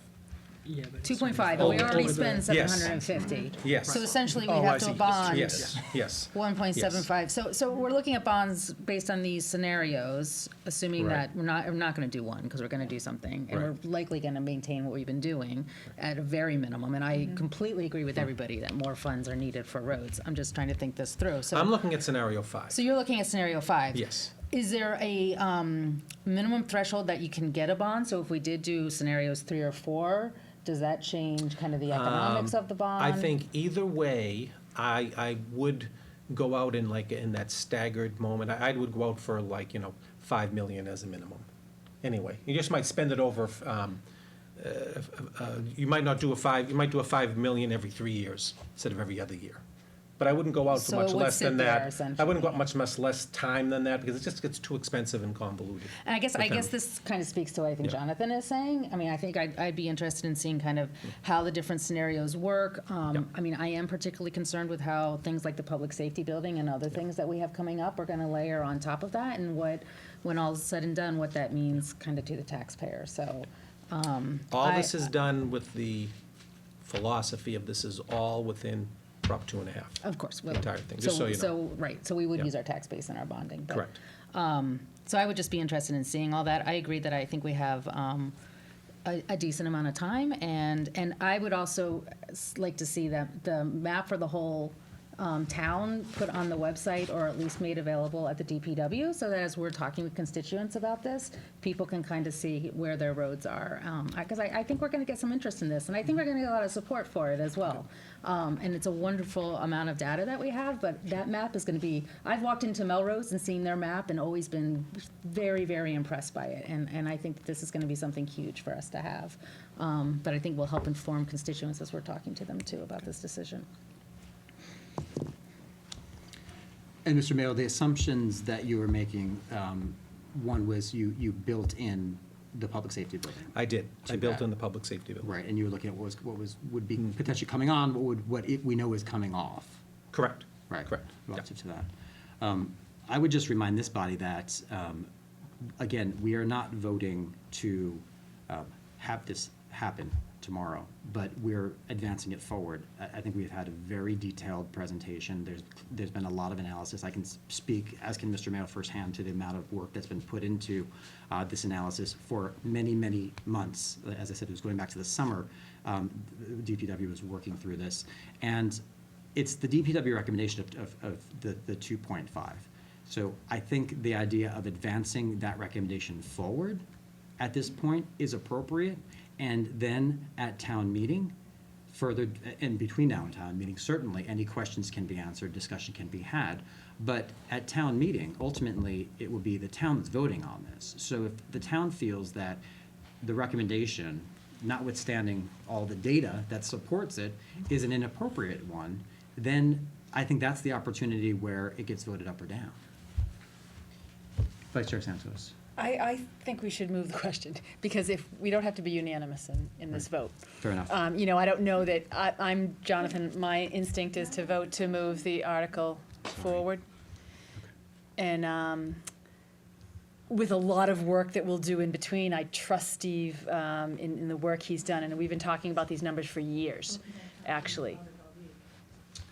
What I'd be looking for is the board wanting us to draft an actual article. Yep. That you will then be voting on. Right. Right. So you're not really, We're not voting to move you're the not article voting, forward. you're not voting on the article. create the You're voting, article. you're We're voting to asking, you're asking me to move create an article so forward, we can correct. discuss it and Yeah. vote on it. So, Mr. Yeah. Chair, do we need to actually take a vote to ask you to create an article? I think the sense of the board is, I think we do want to see the article and do want to see sort of all of the analysis and the financial schedules that go with that. If we're not actually taking a vote on the article today, No, because there's not one in front of you. That that we don't needs- have yeah, article. so I guess that's, Yeah. Well, I think the issue is that, are we going to advance this forward? Are we going to have further discussion on this? yeah, This is I part mean, of it. not to speak for everyone, but I mean, I think the sense is that everyone here wants to have us move this along and have further conversations. I mean, that's certainly my perspective. I will entertain a motion. I move that we instruct town administrator to work with the DPW to move the presentation forward as an article that we hope to vote on in the coming weeks. And when that article is presented to us, I assume some of the questions you have, Jonathan, you know, some of the more details will be laid out. So just. That's kind of a long Just so motion, we're sorry clear, about that. let me clarify your motion. So Yeah. your motion then would be, as I understand it, to instruct town administrator to move forward with the drafting of an article for this body to then further review within the timeline. Yes. Okay. Is there a second? Second. Councilor Smith Galvin. Okay, now is there a discussion on that motion? Councilor Smith I Galvin. would just add to that, and I think it was the intent, with supporting documentation and further discussion as we see fit. We can amend the motion, but I think it's self-evident, Yeah. Mr. Mayo. I just want to be clear. So we won't amend the motion, but that's understood, Mr. Mayo. Yeah, I mean, I think Councilor Shines? sort of echoing Councilor Smith Galvin, I mean, my expectation is that when this does come in front of us as a warrant article to discuss, that we do have, again, all of the information we've talked through. Absolutely. I think Councilor Smith Galvin, some of the questions you've asked about seeing sort of the whole map and understanding, you know, beyond the little pictures on the presentation, sort of how we've categorized different parts of town, looking at the financial structure, looking at the, you know, the proposed or sort of conceptualized idea of what we're bonding and when. I think all of that would be information that I'd want to make sure that we have the opportunity to examine, you know, in enough time to be able to have a meaningful discussion. To be clear on that, even after we do that, we're only advancing a warrant article at town meeting. We're not ultimately approving anything, just so everyone understands that. So this is still only just getting us to. Understood, but I think people also, I mean, people also sort of look at our recommendations with an expectation that we've done our due diligence. And so I think, you know, certainly for me to be able to vote to move something ahead, I mean, I've got to be able to answer to myself that, you know, we've looked at this at all angles and we know that town meeting's the final body, but, you know, our recommendation carries some influence. Sorry. Councilor Budd. I've been down here for a little bit.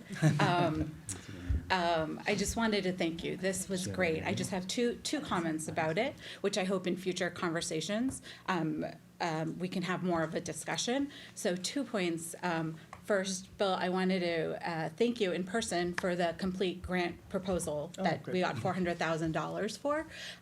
I spoke to Steve about this last week. I love the process of getting that, and there was community buy-in, and we had a good group. We didn't get it, and then you followed up, and we got it more. But I would hope that when we're dealing with this amount of money, that there is some sort of way that residents can do something, and you didn't really talk about that in the calls that I get, that pass on and somebody's talking about their street. It's great to have a plan, but I think talking about a map like Melrose has or other towns, you can go on their website, and I'd love just to think out what that looks like, because it is a lot of money, and just like all our other projects of not doing this in a dark room and kind of being transparent about this is our plan. You know, I sent a caller lately, you know, some people have reached out and been told, oh, we're 5 years behind, which, you know, from your data says that, and that's just a tough thing for people to not to know how they could advocate for something better. So I just, let's think about that as the process, in addition to kind of the bonding questions and the financial, but I'd love if this is a large amount of money that's needed, but also how do residents, including us sitting at this table, kind of had, you know, we've done so great with Envision and Complete Streets of having town people and residents kind of be partners in the discussion, and I'd love to think about that a little bit instead of just, here's what we're doing. Absolutely. I mean, this conversation got to this point, listening, having that conversation, you know, in breakout sessions and you know, unofficially here and there. I think to abandon that at this point in time would do the whole process a disservice. So that should certainly continue, if not increase, as we move forward. Great, thank you. All right, so, and further discussion? All right, so the motion before you, which has been seconded, is for the town administrator to work on a warrant article that would then be presented back to us for further review at a meeting within the prescribed period. So all of those in favor? Vote of 6-0, the motion carries unanimously. Gentlemen, thank you both for your work, and thank you to the department for the ongoing work you've been doing. Moving on to item number 11 this evening, I'm taking out of order item number 11F.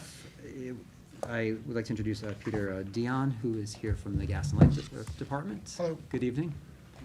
Not to go backwards, but Joe, Bill, and I have been working very closely on that plan that you guys spend a lot of time talking about. We've had many meetings, so we're definitely synchronized on that. Good. Thank you.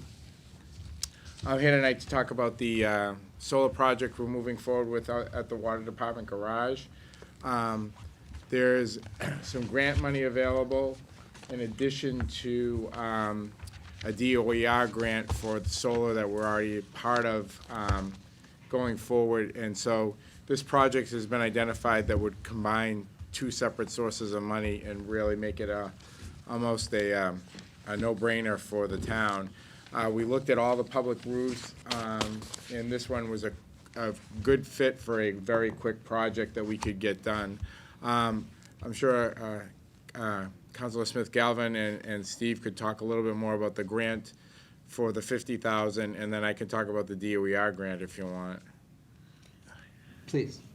Well, sure, I'll jump in. So, and Steve, correct me if I'm wrong, but essentially, we got a $50,000 grant earmark in the state legislature from last year that has to be spent by the end of this fiscal year, which is the end of June. And so we approached the WMGLD, and knowing that they had a solar program as well, which I know Peter will talk about, we wanted to make sure we did an inventory of local roofs, municipal roofs that we could use, and how we could leverage the program that you have. And so that's what Peter's here to present tonight. So what we did is we looked at what would be the quickest and best roof we could use. We didn't want to put a small amount of solar on an excessively large roof that we could put more on later. So the garage at the water department was a perfect fit. We're looking at projects on the DOER grant side that cap out at 25 kW. The roof at the water department would be 23.7, so it's a perfect fit within the window of what we're looking for. Combining the the $50,000 grant with the amount of money that's available through the DOER rebate, which is designed to fund approximately a third of the cost of solar projects, the net would be a zero cost to the town. Now, the town would become the customer of record. To apply for the grant, the light department cannot apply for the grant. The town is applying for the grant from the DOER.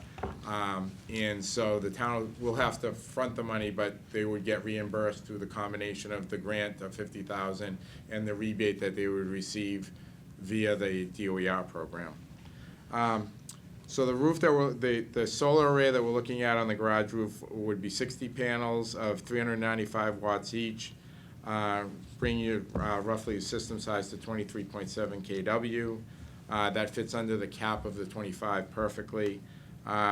Based on the economics, we obviously have an almost immediate payback. The annual electrical consumption at the garage building is 19,800 kWh. Oh.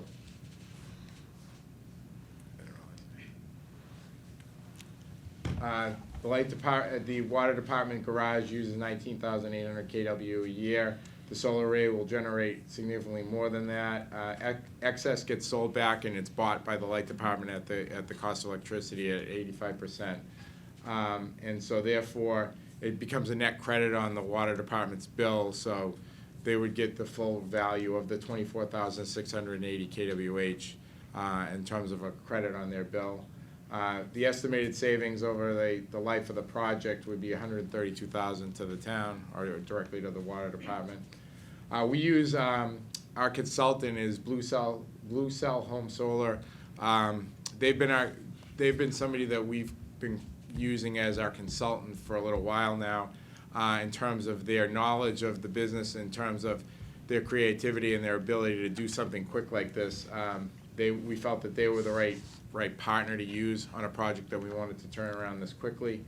And they've already completed the application. Joe's already signed off, and the application has already been submitted to the DOER, and we're proceeding with the ordering of the panels, so we should have those in place early April to mid-April, so we'll be done by the end of the second quarter. And as you can see, based on the grant and the DOER incentive, the net cost to the water department is going to be zero. It wasn't a perfect number, but we convinced Blue Cell to make it work, to make it a perfect number. So the true cost was a little higher, but we worked them a little bit, and they agreed that combining the $50,000 grant with the $28,400 that we would have in the rebate, that they would do the project for $78,400. We'll invite them to the ribbon cutting. Yeah. So I think it was a perfect fit for the time frame and for what we were hoping to get done. There's a picture of the building we're talking about and the roof. Again, from a location perspective, it was a very good location for us. It's going to be a project that'll be relatively easy to do. We analyzed 2 or 3 of the buildings at the water department, and this had the best fit. Some of the things you have to remember about solar is that you need the proper roof age too. It has to be less than 10 years old. It has to be civilly, structurally capable of supporting the panels. So we can't just go to any roof. We did some evaluation last summer on the Greenwood School. That didn't end up working out. So this seems like a good fit for a good start project. And there's just a little bit more information on the type of panel we're using. As you probably know now, as the technologies advance, there's a whole bunch of different styles of panels, efficiencies, sizes. What we've done is we've picked a fairly high efficiency panel, and it's a decent size. It's not the most expensive, but it's by no means the cheapest. It's kind of a good fit for what we're looking at. It has a 25-year warranty with an output at the end of its life of 82.6%. It's commercial grade, and the inverters are considered among the best in the industry. So, We just wanted to share this information with you tonight. There's not really any action that's required by you, other than to know that this is the type of stuff that's going on.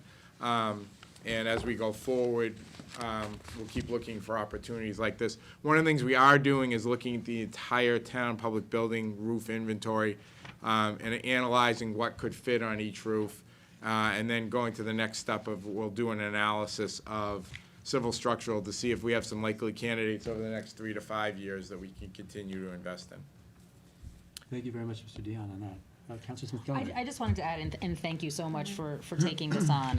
And I really just thought it was important to get the information out, particularly because there's been some talk about the Greenwood roof or other schools. One thing that I would like to see happen with this, and I think it's a fairly easy lift, is we'll connect it to our dashboard, which I think might be being discussed with the municipal vulnerability. We're going to have a sustainability dashboard.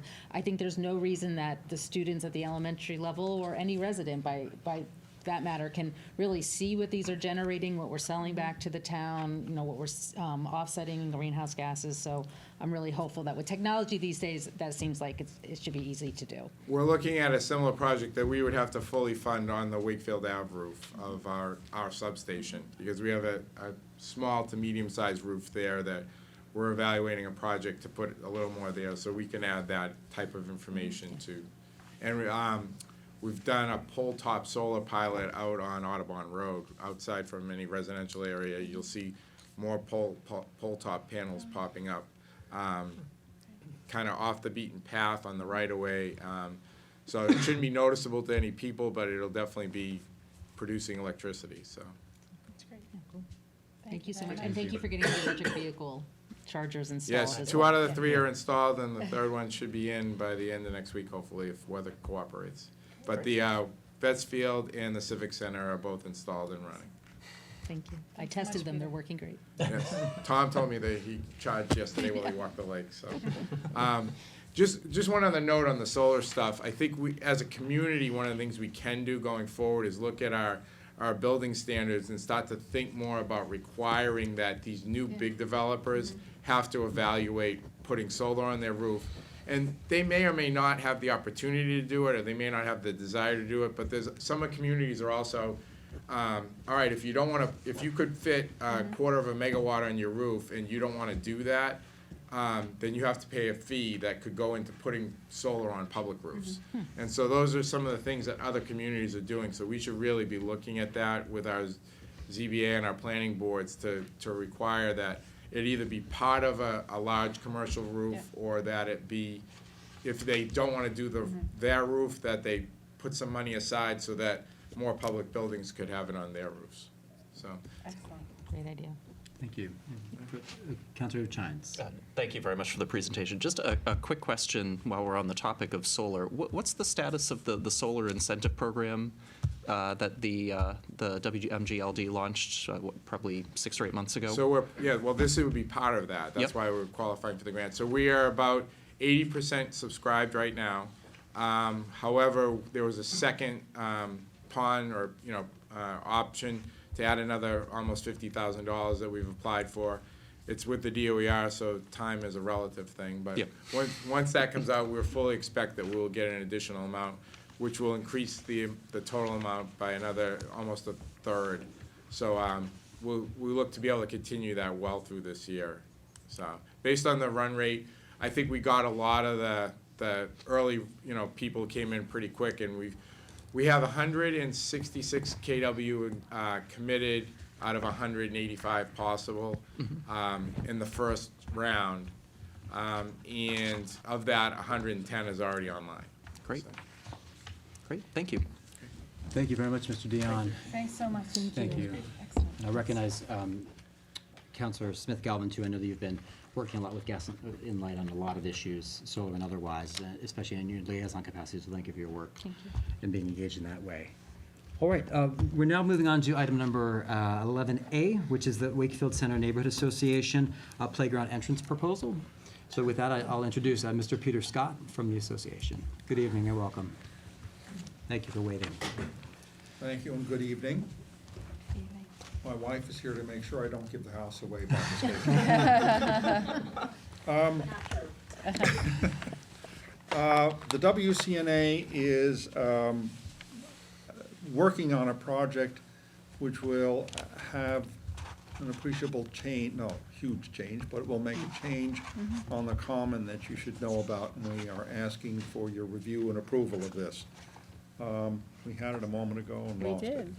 did. At any rate, if you get my handout, on page 2, we're talking about doing a gateway to the Spalding Street Playground. Well, the Trying first to page come. was up a moment ago. I don't Yeah. know what happened to this thing. Am I supposed Of to course. control Keep that going, from yeah, here? Please, yeah, please there it continue. is. You're Yeah, good. just keep And chatting. we've got it. Okay, now, well, back up one more. Thank you. This is at the Spalding Street Playground down by the lake, at the corner of the Lower Common. And the little circle, which you can see barely sort of in white there, is where the current opening or entrance is to the playground. If you look at the next picture, I'm supposed to do that here someplace. Oops. Yep. Technology still Technology. befuddles me, I guess. This is the existing entrance. It's 55 inches wide gap in a chain link fence, along with a garbage barrel. We would like to improve this and make it a more auspicious way to get in. And if we take a look at the next, this is the current drawing from VHB, with whom we have been in contact finally. And in fact, more recently, they have added a realignment of Spalding Street into their plans, which is a little hard to see, but basically, the road will tilt slightly clockwise, which in the vicinity of the entrance that we are proposing gives us a little more land to work with. The other thing that we have been delighted to find in VHB's proposal is that they propose to add a walkway, a sidewalk in front of the current row of parking at the playground. That's a real problem down there right now, because you go down there with your kids and you open your car door, and there's really not room in front of the cars off the street to walk over to the entrance. So people either pick their kids up and drop them over the fence and then run around to the opening and try to chase them down before they get to the lake, or they wander out into the street where the cars are. So it's not a good situation. VHB has fortunately also proposed to add that walkway in there, that sidewalk in. So that's a great improvement, which we very much applaud. The other thing that we propose to incorporate in this entrance is the weather vane that sat on top of the largest pavilion of the original playground, the wood one that had to be taken down 10, 15 years ago, whenever it was, when there was too much concern in town about the possibility of damaging chemicals maybe leaching out of the wood into the ground. And we replaced it with the plastic playground that's there now. But we still have the weather vane. It's a fairly large thing. It weighs 65 pounds, actually. And we want a good place to put that back in the facility. What we're proposing to do is this. You see the chain link fence on either side, interrupted by two uprights, which are granite posts, about 10 by 10 or so. These things each weigh close to 2,000 pounds. They will be set in reinforced concrete base footing. Still here, I have to say that I was very pleased that when I met with Mr. Conway about what we're proposing to do, he offered to have the DPW help us a little bit with some of the heavy lifting here. That was really a worry to me about how we're gonna do it. The WCNA, if you don't know that, is a real hands-on group. We do the work ourselves. At any rate, there will be metal brackets, aluminum brackets on the top of these posts, and they in turn grab and hold a composite redwood beam that runs across the top, and you can see the weather vane all the way up there. That's what we're proposing to do. I just wanted to mention as well that we, as I mentioned, we talked to Director Conway about this. We've also discussed it a number of times with Town Administrator Mayo, and we have been in direct touch with VHB and are talking to them now about what we need to coordinate. We met with the Friends of Lake Quannapowitt, and they in turn brought in some interested neighbors into that meeting, so we've touched base with them. Quannapowitt was fine with what we're doing. The neighbors had a variety of interesting comments, which were very helpful to us. The one that was primarily touched a nerve with us and pushed ahead the notion of the sidewalk that we're talking about came as well from them. There is one person down there who likes to go boating on the lake and has a kayak and wants an opening in the fence for him to sneak through. I don't think we're supporting that idea. In any event, we hope you have no objections to what we would like to do, except for maybe an hour here or there from the DPW. It will cost the town nothing. We have the money and we've budgeted for it. Thank you very much, Mr. Scott, for this excellent presentation. Are there any comments or questions? Councillor Butt. That's great. Thank you so much, Peter, and thank you for all your work, you and your wife's work over the years, and you did not sell the house. I'm looking at Solicitor Mullins and Steve. So this council passed a lake structure bylaw, which says that if we're changing anything, adding new structures at the lake, we have to wait 2 weeks. I just want to remind the Yes, council. two-week comment period. Yeah. Yes. So we're not voting on this tonight because we're going to have a 2-week comment period. Just want to, we passed that bylaw, and Yep. so we have 2 weeks so people can weigh in, and it's so great that you talk to all these people. I did not know about this beforehand, so having 2 weeks for everyone to think about it, and then we can add it to our next agenda, to our next meeting agenda would be great. Thank you, though. Good. I won't buy the stone yet. Yeah. Where's the, Where's the weather vane? Yes. In my garage. That's right what I now. thought. That's what I thought. I think I've seen it. Vice Chair Santos. I love it. I think it looks great. I mean, having taken my kids through that entrance with, it's not deserving of the vista you walk into and the safety aspect of it. I think it looks beautiful. So I'm hoping that the comments we get will be, go for it. Don't change a thing. It looks really lovely. Thank you for all the work you put into it, as always. Anyone else? I'll say I really appreciate, Mr. Scott, that you were able to work with VHB, and this integrates in well with the Envision Wakefield project. I know when you approached me about it, you mentioned that specifically. You wanted to be sure that it aligned with VHB, so you weren't putting something in that would then potentially have to be moved I was or surprised. changed. My understanding in advance was that they weren't doing anything on Spalding Street, except for turning it upside down. I don't know if you noticed the name was, at any rate. And so the fact that they are realigning it has something to do with property lines of the butters there, and that's what they're correcting. So And it happens it's to nice work to have in that our integrated. favor because they're tilting the road away from the entrance a little bit.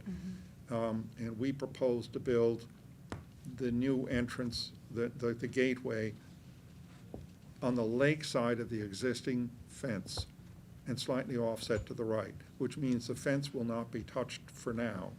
So we can do this construction, not slow down any access to the playground. And then after that, we can coordinate whether we modify the existing fencing. I'm rambling on, I'm sorry, you really have other things to do, but the discussion means it's gonna work out fine because we can coordinate things and not hold anything up. I'm sorry. No, no, no. Thank you. I love this stuff. And I'll say, WCNA has consistently done just top-rate work. You are incredibly generous with your time, your talent, and your treasure, truly.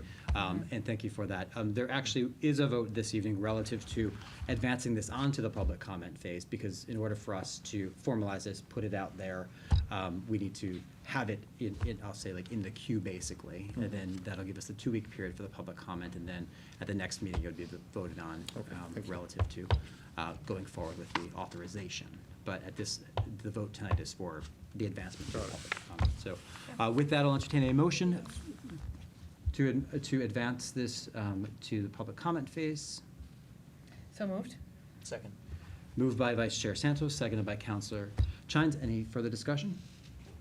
Seeing none, the motion before you then is the advancement of this to public comment phase with the expectation of a vote in 2 weeks' time, our next town council meeting. All those in favor? Aye. Vote of 6-0, the motion carries unanimously. Thank you for that. And again, thank you, Mr. Scott, and thank you, WCNA. Thank you. Peter, we'll find 2 or 3 hours for DPW, not just one. We'll find 2 or 3 hours for DPW, not just one, don't worry. Those posts are heavy. Item number 11B on the agenda is the possible creation of a Wakefield Youth Council. To give a little bit of background on this, there has been some discussion in recent months about how we could better integrate in the viewpoints and perspectives of youth within our community. I think one of the best case in points for me personally was during the Envision Wakefield downtown revitalization breakout sessions and stakeholder meetings. And at one in particular, we had a number of students who attended, and they offered incredible perspective. It was different perspective than a lot of the adults in the room, and it was a real value add to that project, and a number of changes and improvements were made based upon that youth input. So it's been a priority for me. I spoke with Mr. Mayo about it many months ago, about what we can do, and then it just fantastically, we had been approached more recently by one of our school committee members. I welcome Ann Fortier here this evening. And Ann had been working with some other adults, and Eric as well, who is here this evening, and Catherine Dingra. We came into the mix, and so then in the, I guess, recent weeks, or perhaps even months at this point, 2 months maybe, we've been kind of working through what the mechanics of the youth council would look like. And in essence, the structure would be similar to any of our other committees, boards, or commissions in town. And so the town council would have the appointing authority of what is proposed to be an 11-member council, and I'll turn it over to Eric. Thank you, Eric, for being here this evening, as well as Ann and Catherine, to talk about the mechanics of it and some more detail. But ultimately, this would be the creation of, I think, a really exciting opportunity to give a louder voice and input from the youth within our community, ages 13 to 18. So with that, good evening, welcome everyone. I think we have a PowerPoint. Thanks for having us. It's terrific to be here tonight, especially on this side. It's kind of nice.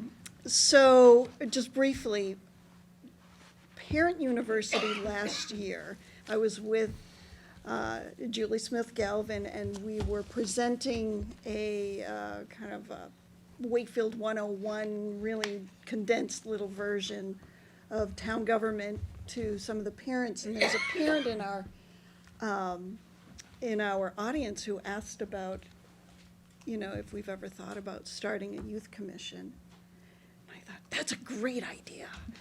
And after we had done some research, it seemed that it wouldn't fall in a school committee purview. Instead, it would be the town. So fast forward a year later, and the other member is, or the other person that the parent in the audience is Elizabeth Parsons.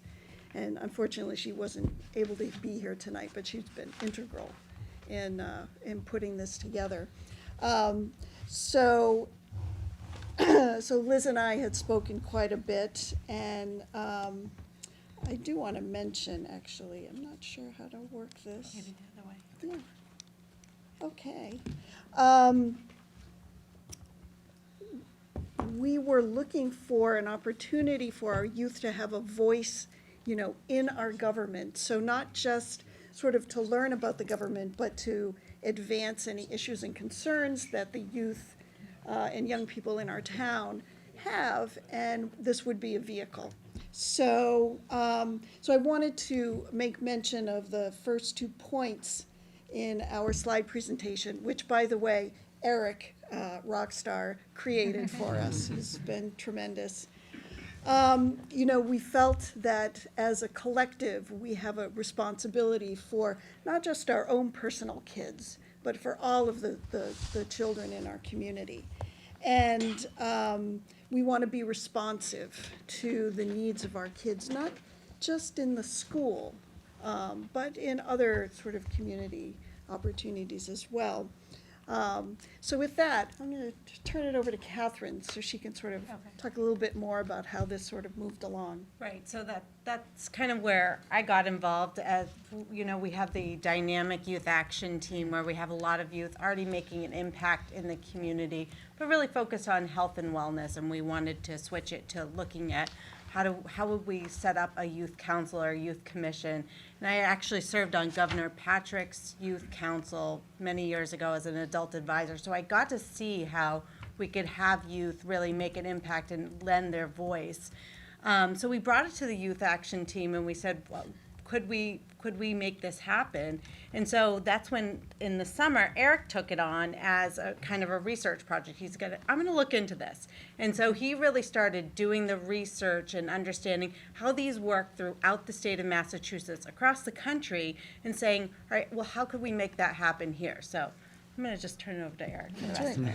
Hello, everyone. Nice to meet you. I'm Eric Keefe. A little bit about myself. I'm currently a junior at the high school here, and I've been part of the youth action team since 7th grade.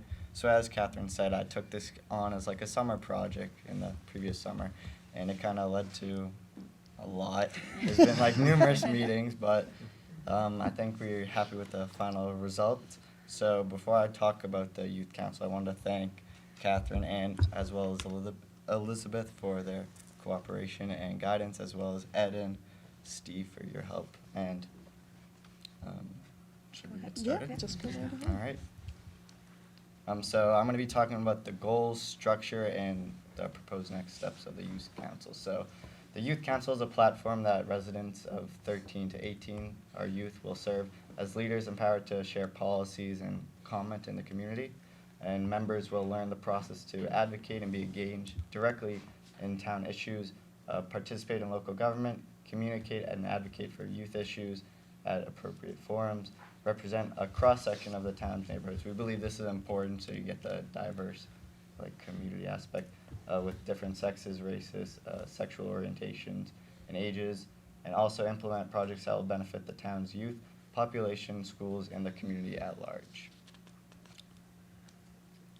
So the proposed structure, one adult advisor would be appointed by the town council, and as Ed mentioned, an 11-member youth council should be appointed. A youth council member application will be developed by the adult advisor and shall be available online or in paper form, and resumes will not be required. The term shall last 1 year, and there will be 3 middle schoolers, 7th and 8th graders, and 8 high school members. And once established, the intention for the youth council is to interview new and incoming people who are interested in taking on this role. The school superintendent and town administrator would be ex officio members, and it's important that all Wakefield residents aged 13 to 18 are encouraged to come to the youth council meetings and directly give their input on what they see in the community. So as a fully appointed committee of the town, the youth council members will meet monthly in duly posted meetings, maintain meeting minutes. There will be a chair and vice chair. There will be agendas, including public participation, so any non-youth member or adult can present issues to the council. There'll be liaisons who would meet with town committees or departments, and the administrator would make sure that they're allowed to actively participate, which is the key of the youth council. And they'd report at least annually to the town council and invite town leaders to their meetings to engage in conversation regarding government, but more importantly education on how it's important to be a youth but also maintain your role in the local government. And our proposed budget and next steps would be, we're asking for $1,000 for training and supplies, and then it would be, today, would be presented to the town council. We're then gonna be appointing an adult advisor for the youth council, develop an application process, advertise and appoint youth council in the upcoming spring, and members will work with the advisor to refine mission, goals, and our future structure. Thank you very much, Eric, on that. Thank you, Anne and Catherine, as well. I think one of the important things was the idea of formalizing this so we had structure, because we wanted to be sure that young residents had a seat at the table. And, just a case in point, that young residents, youth identify something that's important to them, a priority that maybe has been overlooked. We want to be able to help the Youth Council understand how they can then take that idea, that concern, or that initiative through the process of town government, so that ultimately they can affect the change they're looking for. So if it's a matter of funding, for example, then perhaps someone from the Youth Council liaisons with one of the adults from the Finance Committee, for example, or a subcommittee, and then works it through so that we understand that that's a budgeting priority. If there are certain budgeting priorities, having a member of the Youth Council at the Finance Committee being able to present on an issue, just like Eric did here now. I think having that structure is important for us, because otherwise we don't have the voice for the youth that is really the goal and objective of this initiative. So I think that's a really important piece to all this. So in talking this through when we were meeting, that was why we came up with the 11-member committee. That's why we have the structure that we do have. Again, and for all intents and purposes, it would function like any of the other, again, boards or commissions that we appoint. But there would be some nuances to it. One of them would be the idea that after the first year, we have the Youth Council able to be a little bit more self-sufficient in that if people applied, they would have the interview process. We have that currently with the Human Rights Commission, for example. And then they would make recommendations to the town council. Town council obviously still is the appointing authority, but obviously the input of youth council to get us to those appointments is significant. So we want to make sure that people like Eric, Eric, you did a phenomenal job this evening, certainly, and you've done phenomenal work on this project. We want to make sure that everyone, has a voice, and that means our youngest residents to our oldest. And, we have most of the other demo covered, but we really have a gap here in terms of our youth and giving them the voice that I think that this creates. So with that, if there's any questions for Eric or Anne or Catherine or Steve or me, or any thoughts or comments. Councilor Chines. Thank you. First of all, really excellent presentation. Appreciate the work that all of you have put into this. I'm excited to support this and see this move forward. And actually have already gotten an email from someone who said, hey, I know, 2 kids who are really interested in getting involved with this. What's going on? I have to say, well, we haven't actually voted for it yet, but I think this is great. The one sort of request that I'd have is I would also love to see the Youth Council. I mean, you've talked about this body being for, young people ages 13 to 18, which I think is the right age range. But I would also love to see the Youth Council think about how do we engage with some of the younger kids as well and get people engaged in sort of town government and public service and some of the issues that are out there early, because I really do think sort of the earlier that folks get involved and start thinking about, what it means to be an engaged citizen, the more likely they are to be, a member of the Youth Council when they turn 13 or, maybe do this someday. I think it'd be a really great opportunity if we think about this not only being kind of a locus for, a group of interested folks in that 13 to 18 age range, but also that it becomes sort of a locus to think about, how do we develop almost sort of a civics program, a civics sort of initiative for some of the younger kids in the community as well. But really applaud you for presenting today and all the great work that's gone into this. Thank you. Great. I can't say enough how much work you've done, and so I thank all of you for that, and your commitment to this, especially your commitment, Eric, has been really just exemplary, so thank you for that. Councilor Smith-Galvin. I just want to add, I'm so excited to see this go from an idea almost exactly a year ago to a reality, and so thank you to the 3 of you. I know Liz has worked hard, Ed and Steve as well.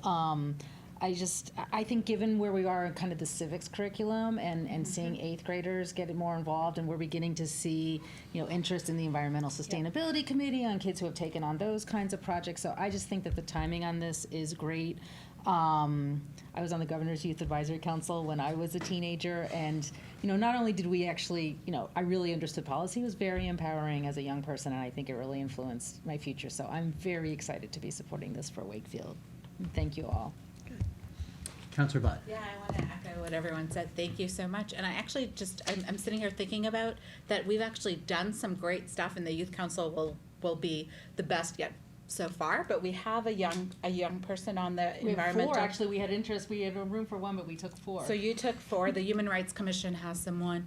Last year, we started getting 17, 18-year-old to be poll workers, which was, really successful. And so I think, and last year, we passed a resolution that students at the high school asked us to pass. And so we've done more and more, and I love that partnership. And so I'm so excited to have one place that we can go to for all of those coordinated efforts. And I think that's the point, because a lot of times I'm kind of the de facto, we need some youth to envision Wakefield. I'm like, well, they could do that. Or the rec department is actually looking for some input on some upcoming projects. So it is really great to have this body that will be able to, even, and I think that's the idea, is that they're the council, but they're going to be actively reaching down. So they might be reaching out to younger elementary school students, and they're going to be trying to get their peers to engaged in a number of different ways. They've got, there's so many different social media tools that they can use to get input on different things. So I think there's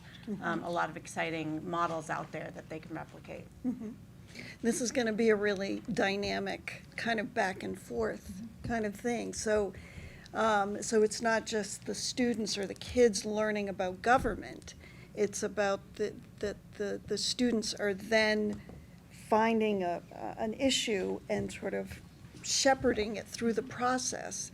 And it may or may not be government itself, but at least they are learning about the different aspects of the town, which is ultimately, I think the most powerful piece. And I want to make sure that we understand that the point of the youth council is that it's as broad a representation of our community as possible.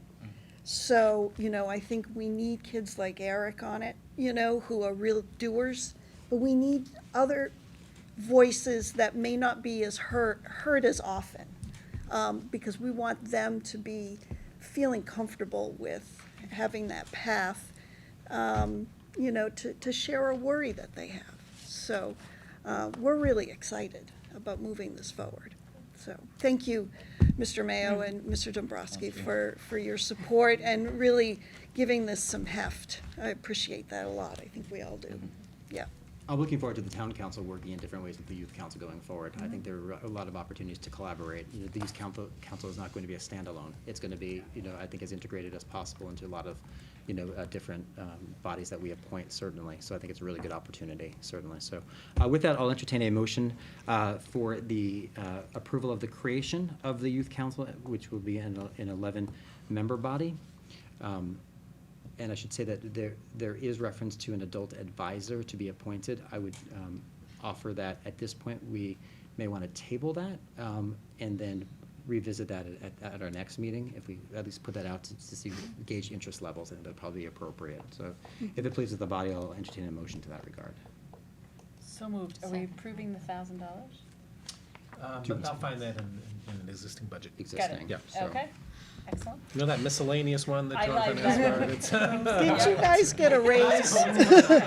Didn't town council get extra money somewhere? Yeah, we'll take it out of the pay. It's all- Yes, exactly, we'll all donate. So it's from within, just finding other efficiencies elsewhere, Steve. That's right. Yes. Indeed. But, So moved. so moved. Do I have a second? Second. Second. All right. So the motion before you then is the approval of the 11-member youth council, moved by Vice Chair Santos, seconded by Councilor Smith-Galvin. Any further discussion? All right. Seeing none, then all those in favor of the motion. Aye. Vote of 6-0, the motion carries unanimously. Eric, thank you for all your work, and Catherine, thank you as well, and thank you, Liz, as well, who couldn't be here. Excellent. Thank you. It's a school night. And poor Charlotte behind me. Oh, gosh. Sorry, Charlotte. All right, so now we're moving on to item 11C on this marathon agenda. It is the hazard mitigation plan update. I'd like to introduce this evening our stormwater manager, Clara Moss, here to talk about the hazard mitigation plan. Good evening, everyone. Before I get started, I would also like to introduce Kim Lundgren of Kim Lundgren Associates. Welcome. She's been instrumental in our MVP, or Municipal Vulnerability Preparedness Program, which we will get to shortly. Well, without much further ado, we will talk about the HMP, or Hazard Mitigation Update. I'm sure you all remember July 2019 when we first approved of this. So just to give a very brief overview, the HMP essentially takes a look backwards at different climate hazards such as thunderstorms, snowstorms, and its effect on critical infrastructure. So throughout this process, we identified different themes, different storms that have happened in the past 40 years, and we took a look at its effect on critical infrastructure, and we identified critical infrastructure in town. And the one glaring absence from this project is a look forward. So that brings in the MVP project. And MVP is a state-run program that allows us to take a look at projections up to 2050 about climate hazards. And we were able to update our hazard mitigation plan to include some of these updates. So the biggest changes that we're going to see to this plan are primarily within the MVP mitigation action section. And we also included some additional context, some additional community engagement, and we included that all within the hazard mitigation plan update. So again, very minimal changes. You'll just see a couple of additional climate hazards that are in there, some additional projections, and some additional actions that don't focus solely on infrastructure, but also include socioeconomics and environmental impacts, because we know that climate hazards do not only affect schools and buildings, but they also affect folks who are more vulnerable in our population subset, and they also affect the environment as a whole. So that is the hazard mitigation update. Does anyone have any questions thus far? Seeing none? Oh, Councilor Chines. Sorry, just a quick sort of request for kind of a future meeting. I Sure. know when we presented this last year, one of the things that we talked about was having sort of a dashboard of kind of status on where some of the initiatives and some of the priorities that Yes. came out of it come through. Would just, again, put that request out there, that that's Absolutely. something that we... I'm very glad that you mentioned that. So actually, I'm going to, if we may, go to MVP briefly, Sure. just because it'll explain some of our projects and how we came to some of the updates within HMP. And Absolutely. we'll also touch on that dashboard if you're Great, thank you. Kim? Okay, great. Good evening. So as Claire said, Wakefield has been participating over the last year in the Massachusetts Municipal Vulnerability Preparedness Program, MVP, it's a mouthful. But it's actually a fantastic program, and the Commonwealth has really been putting a significant amount of resources to support our municipalities in trying to move forward and really thinking about what does climate change look like at the local level, knowing that it's the local communities that are on the front lines, right? Whether it's an extreme storm event, extreme heat waves, we are experiencing them at the local level, and so the Commonwealth is supporting that. They created the MVP program back in 2017. And since then, as of this last round of grants, which just were awarded in January, well, technically, February 5th was the announcement. They now have 82% of Massachusetts municipalities involved in the MVP program in some fashion. And Wakefield is a part of that. There's two phases to the MVP program. The first phase is what Wakefield is wrapping up, which they call the planning phase. And that means there's certain criteria that you have to go through, steps, identifying, working with a core team, identifying 4 climate-specific hazards, then working with community stakeholders for 2 4-hour workshops, hosting a listening session. Those are kind of the basic requirements. Wakefield then went ahead and did more. You're allowed to actually say, hey, we'd like to do more, rather than just tick those boxes. And so part of what was called your enhanced scope, the town went ahead and developed a broader community engagement strategy, specifically doing an online survey, working with pop-up events at Festival by the Lake and Festival Italia. We actually did some branding for all of the resilience and sustainability work in town, following the Envision Wakefield model that had been created. Used that and called it Envision Wakefield Resilient. So kind of working with that. And then two big takeaways are the development of a resilience framework. And what that is in the dashboard too, so I'll get to that one second. The resilience framework it's an opportunity because you weren't in a specific, say, climate action plan phase. You are laying the foundation for that. You've identified priorities, you know where your hazards are and where your vulnerabilities are, and we've identified solutions through MVP. But it's not like a broader climate action plan. But what this framework does is actually pulls out the priorities that were identified through this process. And not just, it's municipal folks providing input, it's community folks. There were actually focus groups and trainings held with the business community and with vulnerable populations. Students.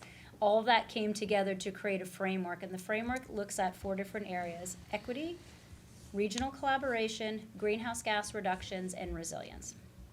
And it breaks them up into specific criteria. And that criteria then can be used to design projects and programs, to evaluate existing ones, to make sure that everything you're doing moving forward is staying aligned with the priorities you identified through this project. And so that's something that the state really was excited about when they awarded you your grant for this, because that's something that will live on and that you can continue to use and refine as you go.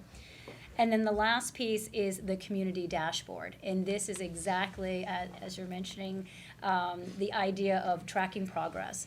Not only tracking implementation of actions, but also tracking performance metrics. How are we doing as it relates to our water quality? How are we doing regarding greenhouse gas emissions? Where are those opportunities for us to enhance and be a great tool for your community to engage with it? The tool is specifically designed for public outreach. So rather than an internal facing dashboard, which might have a lot of Excel spreadsheets and just graphs, it's loaded with a lot of images and very non-technical language. So your general public can engage through storytelling about what the town's doing, the commitments you made, and how you're progressing towards them. And then, of course, it always includes calls to action. How can you, as a community member, be part of the solution? And so that dashboard is being worked on now and should be ready in the next month or so. And we should also mention that as part of the framework, we're hosting a training in early March for all department heads and committee heads, so that we can learn how to better implement the framework. And the framework is also something that we gave to the Environmental Sustainability Committee, or ESC, to review. And they've reviewed it at length, and we've discussed it with them at least twice now. And so we've taken some of their considerations and their comments and applied them to the framework as well. And I would just add, one of the things that the MVP program from the state provides is what's called a crosswalk between your hazard mitigation plan and the MVP work. And so we utilize that with Claire to map out, okay, what are those pieces within the HMP? Which sections do we need to add enhancements that are specific to what we learned through MVP? All the climate data that the state provides was incorporated through utilizing that crosswalk. Which is why we're looking at it again so soon. Yes. And so now, Wakefield is basically done with what you committed to do through the MVP program, and that lines you up really nicely for the next round of action grants, which is that second phase that I mentioned at the beginning. There are 2 phases. The second phase is where all the money is and where the opportunities are. And so, at this February 5th announcement that the Baker-Polito administration, they just committed $1 billion to resiliency through 2022. And so a lot of that will be funded through the MVP program. Now, remember, I said 82% of municipalities are already in there, but there's still opportunities, and communities are getting funded for all kinds of programs, from climate action plans to green infrastructure projects, stormwater upgrades, community engagement and communication opportunities. The state really wants to see every municipality taking advantage of these funds. And really showing the benefits that we can get to be more resilient to our changing climate. To date, just to give you some numbers, $28.5 million has been awarded to communities through MVP since 2017, and that's on both the planning and the action grant side. So they've really been putting their money where their mouth is. So it's exciting to be in Massachusetts doing this work for sure. Thank you. Any more questions? I think just to be clear, just following up on Mr. Conway's point earlier, when we look at, for example, Main Street, that section we're talking about by Carriage Lane, that ties into things like it absolutely does. What you're talking about, because those are MVP dollars that can actually improve water quality, but also provide an opportunity for us to find funding for a source of funding for that section of road. Absolutely. So there's a real tie-in. It's not looked at in a vacuum. Right, no, we're basically. we're trying to not do anything in a silo. Right. So we're currently looking at multiple action grants. One of them relates to greenhouse gas reduction and social vulnerability. So that will be one, and the other one is the one that Bill and Joe referenced earlier, which is regarding Main Streets and Lake Quannapowitt. Great. That's awesome. Great. If seeing no other further comment, I send along our sincere appreciation for all the work that you've done on this. Thank you for doing this. And now, let's go after the money. Right. Let us. Thank you very much. Indeed. Thank you both. Thank you.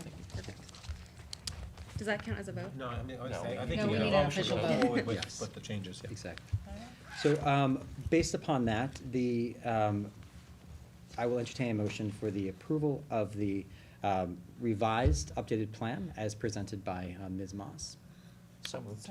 Second. Moved by Counselor Chines, seconded by Vice Chair Santos. Any further discussion? Seeing none, the motion before you is the adoption of the updated plan as presented. All those in favor? Aye. Vote of 6-0, motion carries unanimously.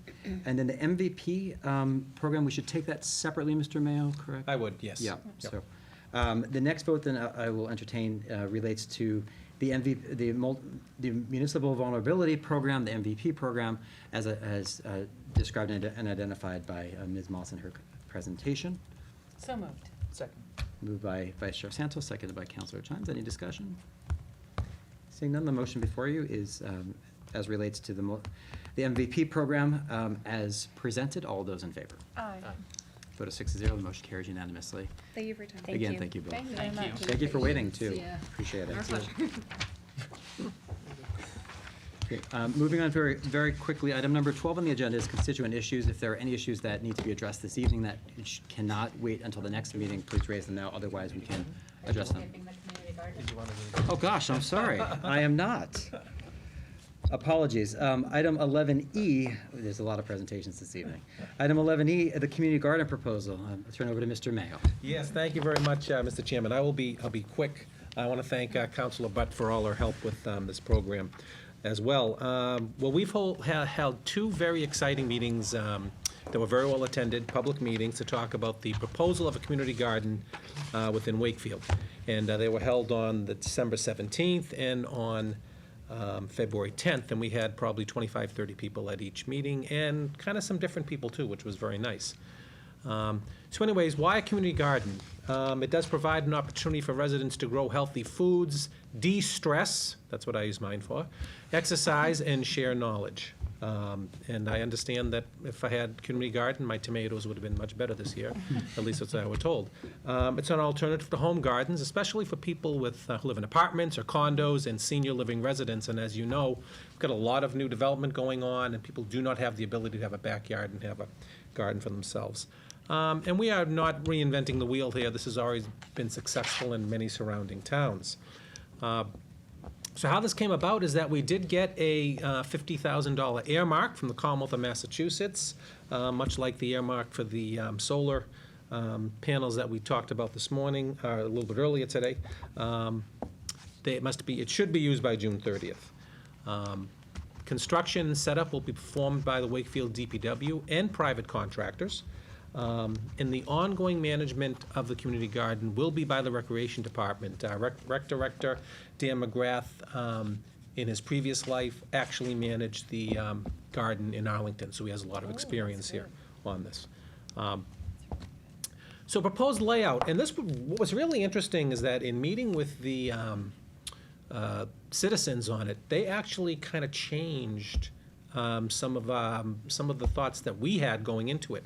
We had larger plots, and they said, listen, 4x8 plots are much better. They're easier for us to manage. The raised beds need to be at least 2 feet high.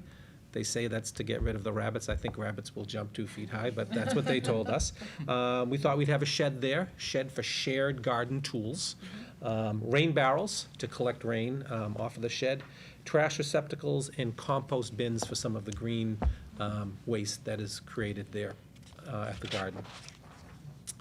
We talked a lot about location, and there needs to be available parking. Some people will drive, accessible by public transportation, because some people will either walk or take the bus. Really felt it should be somewhat centrally located, at least the first one. We could certainly do others in other areas of town. I felt that should be already equipped with electricity and water supplies are easily gotten, and it should be visible. Personally, I didn't want this in the middle of nowhere where there wouldn't be anybody seeing what was going on, I think, for the safety of all involved. So we looked at a lot of areas and had a lot of input from the community. And we really looked at almost any area that the town had ownership in. And for various reasons, a lot of these didn't pan out. But we did, working again with our groups, did, I think, settle on a recommendation at J.J. Round Playground. This meets all of the requirements that I was talking about. There's a bus route across the street. There is area that is accessible.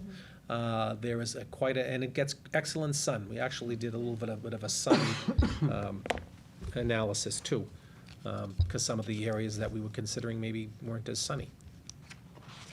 So we are looking to bring in a number of, I think it's 49 actually, 49 beds that we fit in there. We'll include a shed with a ramp, a handicap ramp. There'll be compliant, ADA compliant aisle spacing between the beds, so people that need that help can get there. And there'll be an ADA compliant ground covering in between so they can get around there. And we did take some pictures of the community garden in Arlington, which is something that Dan did go over. We also talked a lot about rules and regulations. Plot permits are assigned via a lottery at a cost of $50 per year. That'll be every year, $50. You won't have a plot forever. There's no magic to that $50. It is not going to cover the cost of managing this, but I think it's really to give people a stake that are going to, so they will come and they will take care of their plot. Of course, like every other program we do, if there's a hardship, we will take that into account and allow for that. Permits are valid between April 20th to October 30th. Just to give it some sort of a time frame. Abandoned and overgrown plots will be reassigned. We don't want these to be eyesores and not being used. We certainly will reach out to them, and maybe something happened, maybe someone will take over or help them out. Garden will be open from 8 a.m. to dusk, 7 days a week. No herbicides or pesticides could be used, trying to keep this as healthy as possible. Only annuals will be planted, and no cannabis could be grown. I'm actually putting that in the rules and regulations just in case. So sorry to you people at home that thought you were going to use that. Some other rules: trespassing on other plots is prohibited. Selling of produce on site is prohibited. Some of the other gardens actually had this happen. So we talked a lot about other people coming to the site. Certainly people are responsible for their children. Leashing and controlling dogs brought on site. Removing litter and debris after each use. Clearing plot of all stakes and non-vegetative matter at the end of the season. And at these sessions, we got some great suggestions. No individual fencing. People were very concerned about having some chicken wire, I think people called it, in their plots. So although the garden at its whole will be fenced, there will be no individual fencing around your plot. No furniture will be left at plots. Some of the other plots in some of our other communities, there's chairs or things left and it just doesn't look well. And no smoking or vaping in those areas. So I think the next steps we have here today, and I'll ask Councilor Butt if she wants to say a few words at the end here, is to finalize the location. I think this is the best one, and I can go over those others if you wish, but this was actually very well accepted by the groups that have come here. I do think, be consistent with, we have a 2-week comment period on this. I will order the bed and loam and the barrels, et cetera.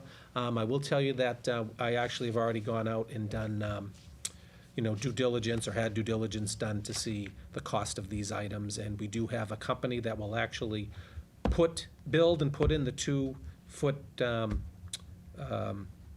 beds and provide it with very good soil. So at a very reasonable price. And we've checked everywhere. So that's well within. We're going to do this all well within the $50,000.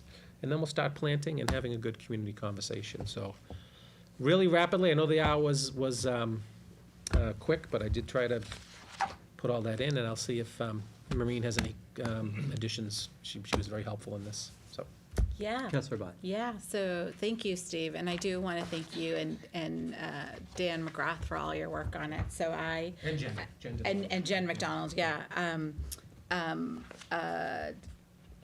Over a year ago, when Steve sent out an email asking us if we had ideas for earmarks, and I've seen community gardens in other towns, and I just find it such a place of welcoming and bringing the community together. And so I suggested it, and we got the funding for it, which is really great. And we really set up a process where people got to come to two info sessions, one in a snowstorm, and we still had 25 people come. And the diversity of the folks in the room was really interesting. So people brought kids, people brought spouses. There were a lot of I've had people reach out from Girl Scout troops and Boy Scout troops. I mean, there really are people who had acres and acres of land and are still interested in doing this as a way to just bond with other people. And we got such great ideas, and I just want to thank everyone that was part of that and making this accessible to everyone. So not just people with cars, again, having buses, having bike racks at JJ Round. And then the one thing I just wanted to say is, unbeknownst to us too, at the same time as we're planning this, the library, which we were talking about earlier, is having a raised bed gardening seminar on Thursday, March 26th from 7 to 8:30. So if you think you're interested, and it's for ages 10 and up, so feel free to go, and this master gardener is going to teach you some gardening tips. And, you're not going to make super meals from this, but you're going to meet a lot of great people. Something I learned that our schools actually have community gardens, and they donate food to the food pantry. I had no idea that Greenwood and the middle school Walton does something and too. Walton does something too, which is so great that we do that. So, feel free to donate your produce to the food pantry if you grow those carrots and tomatoes. But yeah. Thank you, Steve and Dan and Jen, for all your work on it. People are really excited. Thank you, Councilor Bott. Questions? Can Councilor I just add Smith-Galvin. one? I love this location. I went to the first meeting and this location didn't come up. I think the fact that it can be walkable from Harts Hill is a huge benefit as well. And I'm glad to hear Steve say that if the $50 fee is a problem, then that's something, because I think we definitely should encourage and reach out to Harts Hill to use this as well. Councilor Chines. Thank you. First of all, thank you, Councilor Butt, and Mr. Mayo and everyone at Town Hall for moving this forward. I think this is great, and I look forward to us breaking ground soon.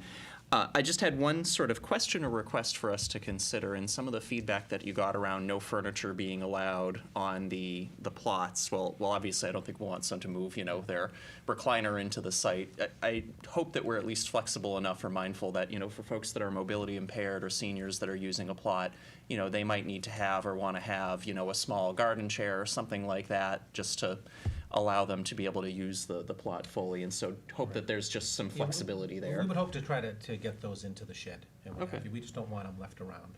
That's what's happened in other areas, and it's been an issue, but we'll certainly Understood, work with but everybody. Again, it may be easier or harder for different people to take advantage of the plot, and I wouldn't want that to be a barrier for anyone from enjoying this if they're going to make good use of the space. Thank you, Councilor Chines. Any other questions, comments? Mr. Mayo, what is currently there? Is it just like, it's just mowed lawn, right? Yeah, it's very deep right field. Right. That, Super deep. that no one hits into. Yeah. Because it's not being used for anything. No. Yeah. It's adjacent to the I playground. didn't In think- fact, yeah. I think you can see that a It's little kind of bit. unused space Yeah. there. I mean, just Very having spent a lot of time at that Yeah. playground with my kids, it's kind That of. was my understanding, but Yeah, we there it is. We actually, if you look at that there, you can show that that's quite far out, and this is not a field. This is a field that's used by much younger little league players. And No, we put so out- no one's hitting it out there. No one's ever. Probably 200 feet away. And I should say too that having gone to these, I think to follow up on Counselor Butt's point, there were a lot of different groups of people represented at these meetings, certainly. And I know, Mr. Mayo, that you took the feedback very seriously, took it to heart, and really, that's how, I think how you came up with this location ultimately, which is, seems like it checks all the boxes for the We priorities. spent a lot certainly. of discussion vetting through all of the proposed locations. And really, I think that there are people that wanted it in other locations, but I think this was something that everyone settled on, was happy with. And there are some locations that certainly were just not. Some were a enthusiastically little bit more, embraced. yeah, exactly. They weren't enthusiastically embraced. Indeed.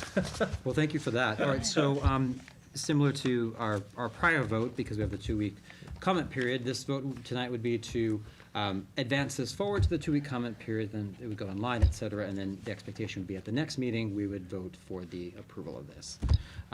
So with that, I'll entertain a motion to that effect. So moved. Moved by Vice Chair Santos. Do I have a second? Second. Well, that's a tie, but I'll give it to Councilor Smith-Galvin. All right, moved by Vice Chair Santos, seconded by Councilor Smith-Galvin. Any further discussion? Seeing none, then the motion before you is to advance this community garden as presented by Mr. Mayo onto the comment period with the expectation we would be voting on it at the next meeting. All those in favor? Aye. Vote of 6-0. Thank you, everyone, for your work on that. Now we're on to item number 12, constituent issues. This is the opportunity to raise any issues that have been brought to your attention by constituents. If there are any issues that need to be raised this evening that cannot wait until the next meeting, I'd encourage you to do those. Otherwise, we may want to move forward on that. All right, thank you. Item number 13, town-owned land. I'll turn this over to Mr. Mayo and Mr. Mullen. It is a genuine pleasure to address an omission that happened so long ago that I can't be blamed for it. In 1977, while I was minding my own business as a junior at Wakefield High School, town meeting voted to abandon 54 square feet of Hillside Ave. It never got done. And a abutter who is supposed to, under the vote, get those 54 square feet, has proposed that we get around to it. And I've drafted a deed. And this will incidentally solve an encroachment problem that abutter now has, because part of the building actually encroaches onto this land, which is no problem if we deed the property, and a big problem if we don't. So I would ask that you sign the deed that I've proposed, and I'll notarize your signatures, and we'll give this to the abutter. So given that we've had a 43-year comment period, I think we've covered that. That's right. So with that, I'll entertain a motion for the approval of the signing of this deed as described by Town Council Mullen. So moved. Moved by Vice Chair Santos, seconded by Councilor Smith-Galvin. Any discussion? Seeing none, then the motion before you is the approval of the signing of the deed as described. All those in favor?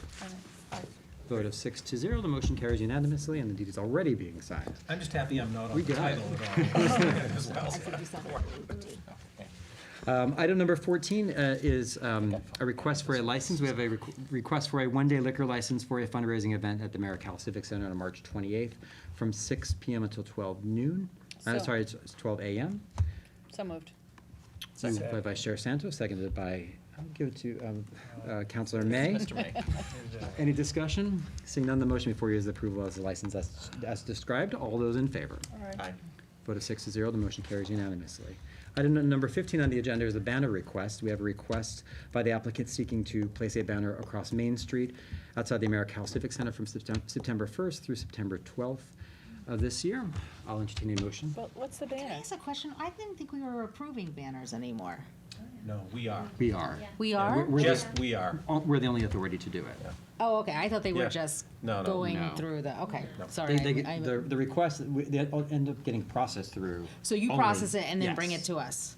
Exactly. And they're all coming through us? Yes. Exactly. Yes. So Okay. we are the gate, Sorry the for count keepers misunderstanding. of Okay. that. And because it's after 10, I forget what the banner is. The angel one? Got it. Yes. Thank you. Yes, this is for the angel. So moved. Second. Right, so we have a move by Vice Chair Santos, seconded by Councilor Chines. Any discussion? Seeing none, then the motion before you is as described. All those in favor? Vote of 6-0, the motion carries unanimously. I have two very brief comments I'd like to just make because of the late hour. One of them relates to the Envision update. Thank you, Councilor Chines, for attending the last community info session. Just a few timeline updates for folks. The Albion Street project is going forward. That was part of the Complete Streets program, and I showed this at the meeting, but they actually have certificates for the 373,000 plus that we received relative to this. This is a pretty cool thing. So these funds. The check will be cooler, and hopefully big.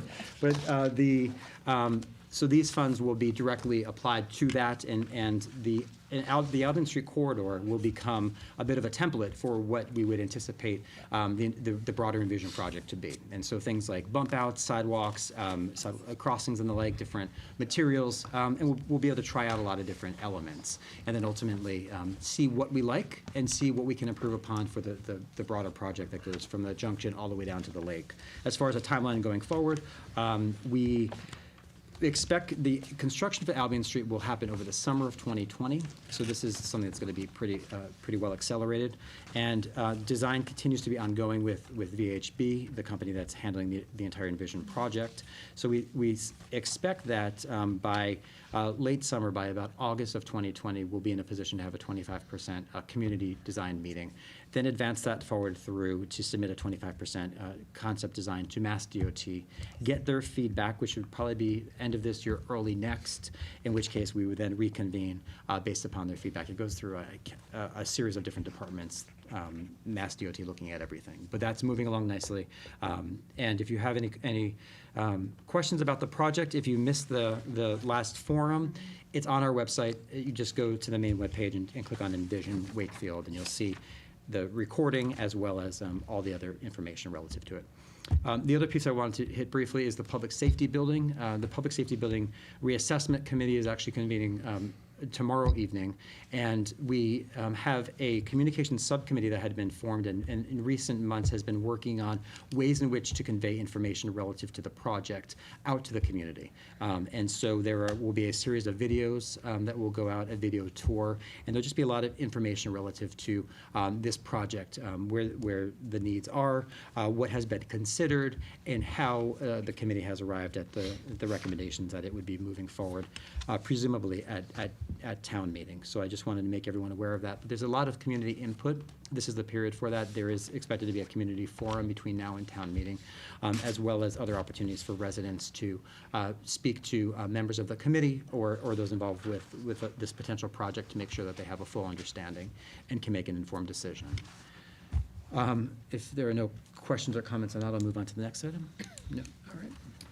Item number 17, matters not anticipated for the agenda. Any matters that came up within the last 48 hours that could not make the agenda by the publishing deadline? Do we have any this evening? All right, seeing none. Item number 18 then is announcements and acknowledgements, your opportunity to make such acknowledgements or announcements to the community. I would ask that you just please be brief given the late hour if anyone has an announcement they want to make this evening. Councilor Chines. Sure. I'll just be very brief. So I'm wearing my voting pin today as a reminder to folks in the community that next Tuesday is primary day, presidential primary, as well as the special election for the state representative seat for precincts 4, 5, and 6. And so wanted to make sure folks got out and voted either next Tuesday or you do have the opportunity to vote early at Town Hall. And it sounds like it's been busy, which is terrific. Brisk. So yeah, so look forward to Wakefield continuing its tradition of high turnout. Also did want to mention we do have town elections coming up in April. The last day to pull nomination papers for anyone interested in running for anything is March 6th. And there are certainly some areas and some offices where we don't have candidates to fill seats that are open. I think school committee's one, planning board, moderator, and obviously a number of other boards and commissions are up, including some folks on this body. Just really encourage people, if you ever had any interest in running for office, just to be mindful of that March 6th deadline. A community that participates, a community that's engaged and that, has competitive elections, I think is a community that has a healthy democracy and ultimately a healthy town government. And so encourage people, if you're thinking about it, to consider pulling papers, consider jumping into the fray, and certainly I think those of us around the table here who've done this would be happy to talk to anyone who's interested. Finally, just wanted to mention Senator Lewis is having a public forum on Chapter 70 funding, so that's where the bulk of state aid to education in Wakefield comes from. We talked about this sort of at length at one of our prior meetings. But I think this will be a good opportunity for folks at large to really understand how the formula works and what some of the considerations are. That's March 16th at the Savings Bank Theater at the high school, so encourage folks to attend that. Thank you, Councilor Chines. Anyone else? Councilor Butt. So Jonathan mentioned voting, which I was going to remind people about, and Senator Lewis's forum. Just a couple other notes. We had a lot of volunteers who serve on our committees and boards, and we didn't recognize the library trustees were here and the members of FinCom. And I just want to thank them all for volunteering and coming, and I feel bad we don't recognize them when they're in the audience. I just wanted to recognize them now and tell everyone that open positions are available on our website. So in addition to elections, we actually have appointed positions that's all listed on our website. So feel free to look up and see if any of those appeal to you. And looks like maybe in 2 weeks we'll have a youth council application up there as well, which is great. And then just 2 events to mention. The library is showing a documentary on March 3rd, Left on Pearl. It's all about the women's movement for Women's Month. And also on March 10th, the Human Rights Commission is having their 4th annual International Women's Panel at the Savings Bank Theater. So be on the lookout for both of those events coming up. Thank you, Councilor Butt. Anyone else? I do just want to mention that our next meeting is March 9th. I'll remind everyone that that is also Celebrating Wakefield, the volunteer appreciation event that starts at 6 p.m. Invites have already gone out to everyone that we've appointed, and we've gotten a very good response so far from people who will be attending that. Again, that's at 6 p.m. To the volunteers that we've appointed or are in non-compensated elected positions. And at our March 9th meeting, I have invited our state delegation. We've done that in the past in light of the conversations that we've been having relative to some of the state-related issues. I thought that was important. The March 9th date would be the first date after we will know who our new state representative is as well. So we're hoping to have him or her at that meeting as well. But at a minimum, we will be sure to have Senator Lewis and Representative Wong at that meeting. So that'll be a good opportunity. So if people have questions, we obviously have our public participation. That would be a good opportunity to do that as well. And we'll try to structure that in a way to make sure that any residents that have questions or issues can have those addressed in that setting. So with that, again, our next meeting will be March 9th, 2020 at 7 p.m. here in the studio. I'll entertain a motion to adjourn. So moved. Second. Moved by Vice Chair Santos, seconded by Councilor Smith-Galvin, assuming no discussion. All those in favor? Aye. Okay. Galvin is speaking. Closed. And good night, Wakefield, and thank you for watching.